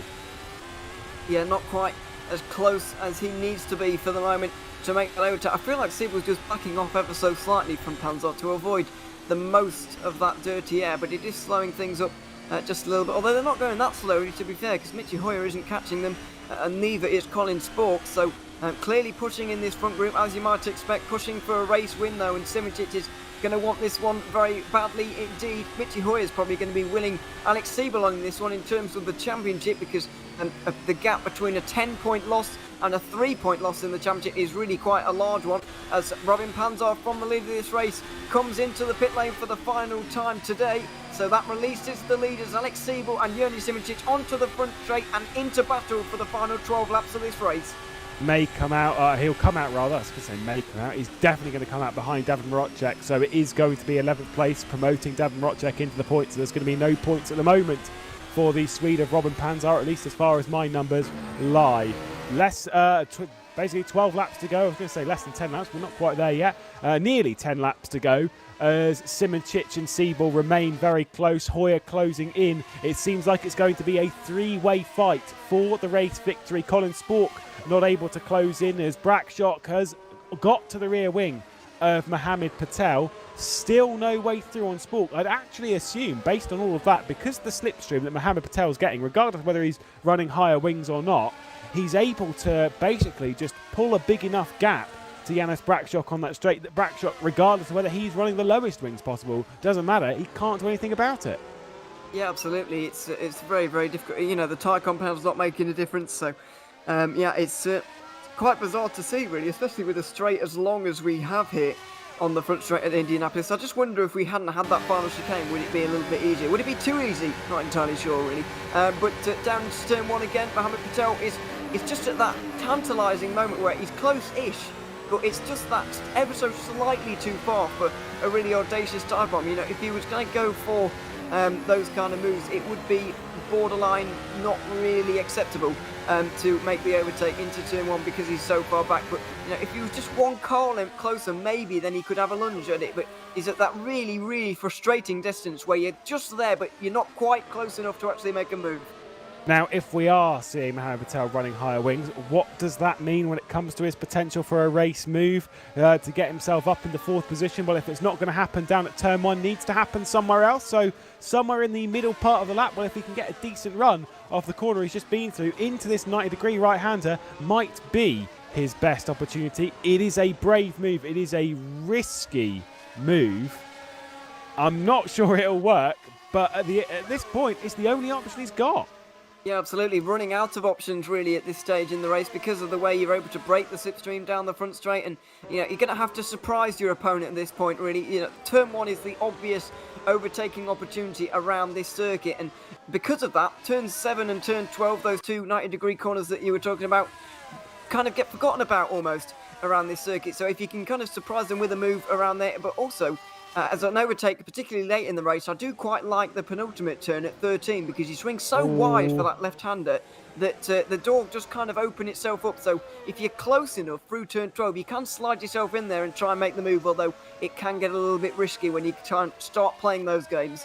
Yeah, sorry, just going to say, the gap's just got a little bit bigger. We're seeing these two quite close. We just missed it off camera, but Mr. Michael Hoyer just overdid that 90 left at the end of the back straight, overdid it on the rear brakes and just slipped and slid, cost himself around about half a second, wondering if he's just pushing too hard to try and close that gap down. Sorry, Colin Spork's been for a spin somewhere because he's down to 7th place and Dennis Jordan's up to 6th now, really weaving around to try and hold on to this place, and if he's able to, then he might well hold it to the line. Here he goes to the outside. Colin Spork knows this is his only chance. Round the outside he goes. He's going to get the inside line for turn 2. That's a fantastic manoeuvre. He's back up into 6th place, but I'm afraid the damage was done with a little bit of a spin that he's had along the way. Let's hope that it wasn't an incident with Mohammed Patel around somewhere. I'm sure spooling up the replay machine, Cam Rodger, Cam on Cams, might be able to try and find something, because I'm very curious as to what happened to Colin Spork. Let's take a look. We're on board with Colin Spork running up. We've seen a few drivers run wide here, a little bit on the curb, but might be a bit too much on power. No, it is. At least from what I can see, that looks like a hit to me. Was it, or was it just touching the grass a little bit too much? Let's have a look again here. It looks weird, doesn't it?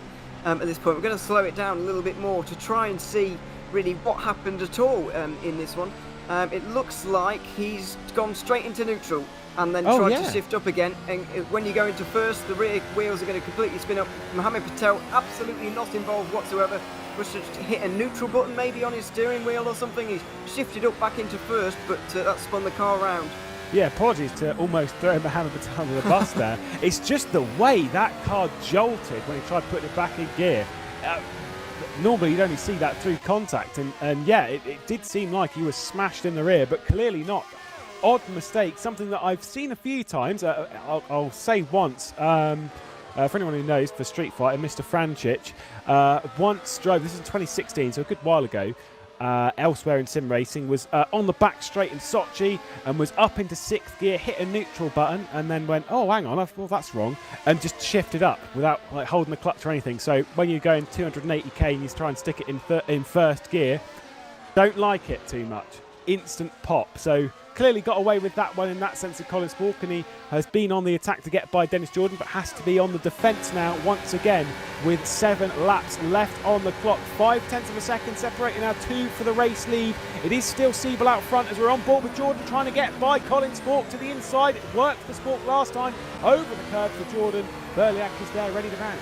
Yeah, Spork actually chose the outside line for that battle there. He realises that the inside for turn 2 is really quite beneficial, and if you can just squeeze the car on the inside onto that big curve, it really does take out a lot of the momentum for them. So yeah, very, very smart driving on the fly here from Colin Spork, and he might decide to choose that outside line for a little bit longer here to try and hold on to 6th place. But both Dennis Jordan and Petr Belek, you could say, taking a tilt at this championship this season in 2021, going to need every single point they can get, so they're going to be after 6th place.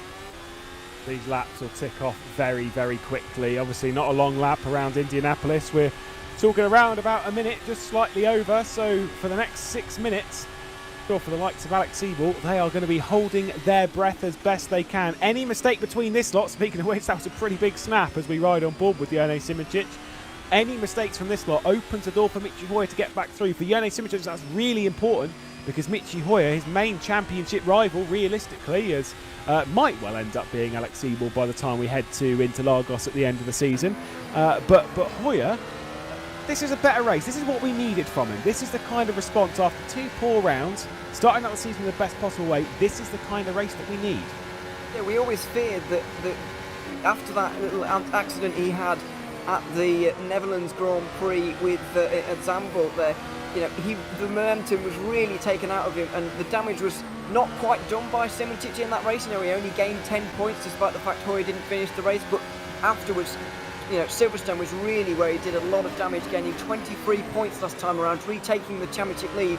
Now, he's kind of stopped the bleeding, so to speak, in terms of this championship. Only losing 3 points today for Michi Hoyer is a fantastic result, in my opinion. The only way it could be better was actually gaining points on Simoncic, which he's not able to do. But I think he should, at least, to go away from the US Grand Prix feeling really quite positive about the way the race has gone, and you know, he can go and attack Azur in a few weeks' time with a lot of confidence and a lot of momentum as well, at least hopefully for his sake, and he can maybe start gaining some points back on Simoncic, because, you know, it's still very, very close in this championship.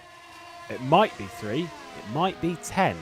It depends on what happens with Jone Simoncic. If he overtakes, he gets himself an extra 7 points. If he takes victory today, it will be 25 points, plays 15. But then, of course, you can't rule out Alex Siebel as well in that sense. If he starts to pick up strength, knowing his consistency, could be going from strength to strength, as we saw his teammate Dennis Jordan there a bit up the road. Janis Brakshock attacking for 4th spot. Got those hard tyres out of the way early, moved his way up the order, looking very, very strong. Always bring up this stat about Janis Brakshock when it comes to his consistency in the World Championship, as last season of the 10 races was in the top 10, scoring points in 9 of those races. It was only the final race of the season where he failed to do so, obviously driving for Ghost Speed that season, departed the outfit to join HME, and put it nicely, the team sort of exploded a little bit, but we won't go into that too much. But either way, he didn't care about that at all. He's just trying to do what he does best, and that's drive an FSR car at quite high speed and consistency. Yeah, doing very well once again here. Managed to get that podium once again at the German Grand Prix, and also got a pole position at that race as well, which was fantastic to see for him. So yeah, having a good season so far, up there in the top 5 and almost kind of in the top 5 in the championship as well. Just 4 points behind Alex Siebel coming into today. Looks like he's going to retain 6th in the championship after this round, and got 8th place last season in the championship. So this is certainly an improvement upon that, but yeah, we'll see how he gets on in terms of getting past Mohammed Patel, whether he can do that or not. We'll wait and see. This train also with Colin Spork heading it. Dennis Jordan looks like he's really quite close to the back of Colin Spork. Just needs the exit off of this corner to be able to get down the inside, or the outside indeed, for turn number 1. He's close once again. Is he close enough though for a lunge? I don't think so. No, but if he was to make that dive, does kind of say something when it comes to this battle for Simoncic and Siebel, in the sense that we know that that Spork is running the wing as low as possible. I know he's on hards, but still, follow me. Lowest possible, so going on the attack, we can see those overtakes. We know that Evolution, based on what we're seeing, they're also running extremely low rings, so we can kind of see that playing out in a factor where we could see an overtake at some point, but Siebel's just not putting a foot wrong. There is not many laps to go in the race, just 4. It'll be 3 once we come round to complete this one. Siebel's doing everything he can. Hoyer is right there now. He is in a potential position to grab himself 2nd spot if he can do anything. Now, I get it. They're teammates. They're not talking to each other. They're just driving. They're doing what they can. Does Hoyer attack his teammate? Yeah, that's the big question, isn't it, really? I'm not entirely sure if they are going to attack each other in this one. It seems, by the way, that on the last lap, Simoncic made a bit of a mistake, because the gap's 7 tenths as opposed to 5 tenths that it was before, so he's going to have to bring that down ever so slightly here on the penultimate lap, just to make sure that you know, he can have a go on this final lap. But it's not looked likely through the last laps that we've seen. They've been out there for about 15 laps now on this particular tyre set. In this situation, they've been nose to tail for a long time. The overtake hasn't really looked very likely, so maybe Simoncic will kind of dive it somewhere just to have a go, but I can't see that happening really. I think the risk versus reward is just a little bit too far on the risk side really for Simoncic in this one, but he may still give us a go. I think he has to attack. I think if Hoyer has the opportunity, he's got to attack it. They are fighting for the 2021 FSR World Championship. About to start lap 78 of 78, and Jerne Simoncic will be close, but not quite close enough. Looking for a dive, no way through, and that dart out in the braking section, I think that's just sent it Siebel's way. Yeah, definitely has, as Hoyer kind of into the picture, but yeah, that kind of dart out there really kind of scrubbed off. Well, he broke a little bit too late. That's the end of it, really. He tried to give it a half lunge, but it really wasn't going to happen, and he's lost about half a second in doing so. So any chance that he might have had, any half chance he might have had at turn 7 has also gone. So Siebel now has just got to take it home through these final few sectors. And what about the nerves for Alex Siebel right now? He's on the cusp of his first ever FSR World Championship victory, and his heart rate must be absolutely through the roof right now. Welcome to the FSR World Championship Triple Crown, and for Alex Siebel, after taking his first pole position, welcome to the top of the FSR World Championship, as out of the final corner, the US Grand Prix is Alex Siebel's. Evolution Motorsport, as a potential send-off, takes victory here from Simoncic and Hoyer. It was tight at the end, but nothing doing. Simoncic couldn't make anything stick, and the German, after having a podium taken away from him on home soil, I bet that will be a pretty sweet taste. Mohammed Patel, 4th position. Janis Brakshock in 5th. Colin Spork, I think, might be a bit disappointed with that 6th spot. But what can you say about Alex Siebel? Yeah, absolutely delighted for him, to be honest. It's a fantastic result. He's never even finished 2nd in the FSR World Championship before. He has had a few podiums in the past, but they've always been a 3rd place. But now he's managed to get to the top spot, as Thomas Vack and Jeffrey Fournier, by the way, battling for no points at all, but just going side by side through the last sector for a bit of fun, I suppose. Yeah, fantastic drive from Alex Siebel. Not many laps today where he wasn't leading the whole field around here. So a very, very good drive indeed. Thoroughly deserved as well, and the best way possible for him to kick off his Triple Crown charge in 2021. Yeah, you were wondering if there was going to be a driver outside of the usual contenders fighting for the Triple Crown. I think Alex Siebel might well be one of those, taking his first Grand Prix victory. Great stuff. For Simoncic versus Hoyer, like you said before, it's only 3 points. It could be a lot worse, and considering there was a bit of difference in qualifying between the two, I think Hoyer will take that, and it's a bit of a recovery in that sort of confidence area. Yeah, absolutely. I think the confidence that he will be able to get from that is absolutely immeasurable. And he can walk away today, having lost only 3 points to Simoncic. He can walk away absolutely delighted with the day's action. But yeah, there's your race results. Siebel from Simoncic and Hoyer, those three on the podium ahead of Tell, Braxton and Sport to round out your top six. Yeah, Dennis Jordan behind. He'll be very happy for his teammate, of course. They're very close friends. Berliak, Carlos Martin, David Marucek rounding out your point-paying positions. We are going to jump straight to it because Alex Siebel is here and is now an FSR World Championship race winner. Tell us about it. I must say it was like the most difficult race. I mean, you cannot imagine a worse situation than having Yane from the start right behind you, because he's so fast. So I'm pretty happy that I didn't make any mistakes and could get it over the line.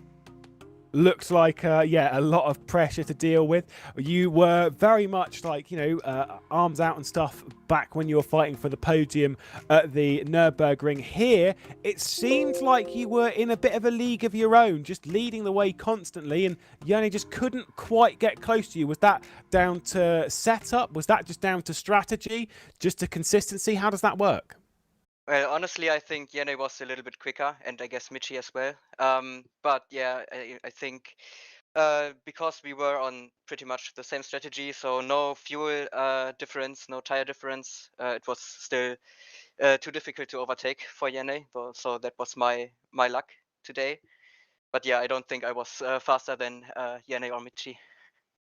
And this question kind of actually will apply to all three of you, which is interestingly enough. We'll get round to the other two in a moment. But to you, Alex, obviously big day tomorrow because you're racing around this circuit again in slightly different vehicles. How has practice gone on the build up to this? Has there been enough time to jump in the FSR car, or has it all been focused on driving GTs? Funnily enough, I just started yesterday night with FSR, but I don't know why, but yeah, the track, I think I pretty much like the track, so it was easy to jump in that late. I mean, on other tracks I drive, I don't know, way more laps in preparation, but cannot get up to speed, and here it was luckily quite easy. So yeah, I mean, I usually have to say the preparation for today was a little bit compromised, but yeah, luckily the result does not show it. Well, enormous congratulations anyway to Alex Siebel, race victor here today. We'll head straight to Jurne Simoncic, yet another podium. Looked like a good drive. Now, you heard there, Alex Siebel says that you were potentially a little bit quicker. What are your thoughts on that scenario? Well, it was a fantastic race from the start to the finish. I enjoyed it a lot. I was happy with the pace, with quality performance, given that, well, 12 hours ago, I was still doing my last stint at 24 hours of Nordschleife over at GTR 24. So when Alex was starting to practice for FSR, I was starting to push my Audi around the ring. So yeah, with 4 hours of sleep, I did not expect to be able to actually have winning pace. And in the end, yeah, the difference in the pace was probably 1 to 2 tenths in my favor, but I would need like 3 to 4 tenths to get Alex, maybe with strategy, but I could not get it with strategy because every stint I had to cover Colin and Michi. So I could never really do something more extreme because then I would be attacked from behind. Well, in the end, it was two laps fresher hearts, but was not enough. obviously, big shout out and congratulations to a win at the Nordschleife, obviously for you, your teammates, David, and of course our very own Cameron Rodger. You're saying there that obviously you're a bit tired, a bit exhausted, something which won't be ideal when we come to race at the next race, of course, heading to a street circuit, of course, Azure. Thoughts on street circuits? How's that one going to play out? Because qualifying around there is obviously going to be very important. How do you fare on street circuits? Well, I kind of sometimes like to rewatch or just quickly check the Azure race from FSR WC from last year. I have kind of good memories of it, so I think it won't be that easy to pull like half a minute gap on everybody this year. But I enjoy the track a lot, and I think like if Indianapolis was probably one of my least liked 3 circuits on the calendar, the upcoming 4 tracks. So yeah, Azure, and then the other Le Mans and Matsusaka and Spa. Yeah, I will really enjoy them, and I think it should be a great fight at the top. Well, best of luck for you over the coming races in the World Championship. Jonas Simic joining us from second place. Michi Hoyer, we will jump straight to qualifying. We were a little bit worried that maybe there was going to be a bit of a struggle today. Not that it was a bad qualifying, it was fine, but seemed to re-find your form of earlier in the season, later in the race, came back to third and very close to a race victory as well. That must be quite a relief. Yeah, it is a big relief. Like when I found out in the second stint that the top 2 guys still need to go twice on the hards, and I'm somehow in that P3, and I was closing in the gaps. I was like, okay, how did that really happen? Because yeah, start didn't go too well. First stint, like I did super stupid mistakes that even dropped me behind David at some point, and I was 6th, and on the first stop I had to jump David, and I had to jump Moo, and luckily I jumped Colin Spork in the pits as well, which got me into that 3rd spot, and that was actually the key to getting that close in the end. But yeah, needless to say that the qualifying result is not really what I expected from myself, but even with a very good lap, I'm not quite sure if I would have made it to front row. And yeah, on that note, once again, you see it's super difficult to overtake on that car. And obviously, at this stage, massive congrats to Alex for his first ever win. Hope he enjoys it. And yeah, he's done great. He's put the car on pole. And when you're the race leader and you know that the car behind is on the same strap, but somehow not really able to only think about you, whereas yourself is in the sole position of making the decisions, just what is quickest for you, then obviously that gives you a good advantage. And even if the car behind is 2 or 3 tenths quicker, like I was quicker than Moo, I was quicker than David, but whatever happened behind Moo, I could not even start making a move on the main straight. It was simply impossible. I don't want to bring up too many bad memories, of course, from the Netherlands, so we'll avoid it a little bit. But the last couple of races didn't go so well. Where the Netherlands, you had good pace. There was a bit of a blip at Silverstone where maybe just things just didn't quite click in that race. Was that a blip? Is that just sort of one of those races where it just didn't click, and now we're back to seeing the Michi we saw for the first 3 rounds? That's quite difficult. I mean, at this stage in esports, things need to be 100% added. You need to be 100% added. Your car needs to be 100% added, and you know there is also the small things in life that sometimes make things not too easy. Like Alex Siebel can also imagine the thing with having an 8 to 5 job just as me, and sometimes you know you just overload with work. You actually need to charge batteries, and sometimes you can do well like Yanni today, despite another race, just 4 hours of sleep, compromised preparation and everything. He just pulled off a mega drive, and I'm happy with the second half of the race. But at the end of the day, there's a lot of things in the tire environment that really needs to click in. So yeah, Silverstone was a blip. Today qualifying was a blip. So let's see if I can at some point get the old qualifying back in and then do no mistakes in the race and see where we end up. Well, great race from the three of you. And of course, to you and to anyone else taking part in the final of the rFactor 2 GT Pro Championship tomorrow. Best of luck, because I know all three of you are. Going to jump to another interview very, very quickly here with Colin Spork, who qualified very, very well. Big shout out. Wanted to talk through a little bit as to what happened in your race, particularly late in the race with that spin. Hey guys, yeah. I had a pretty good qualifying. I was pretty happy with that. Pulled off a pretty decent lap. Could have been pole, but just wanted to get the lap in. And race pace was pretty good. Just following the front guys in the beginning. Needed to react to Mitchie. I hope that he was stuck behind Fournier, but unfortunately he got through in turn 1, so he was just able to get ahead. And then I went to hards, guys behind on softs. I know that I had good top speed, so just trying to get a good exit. And then unfortunately my wheel had a bug and it almost fully turned to the right in some kind of force feedback glitch. Don't know where that came from, because it never happened. But because of that, I tapped my shifter and I went back to neutral. And then because I didn't really know that I had that issue on the shifter. So I shifted, and unfortunately because of that, of course, the car spins.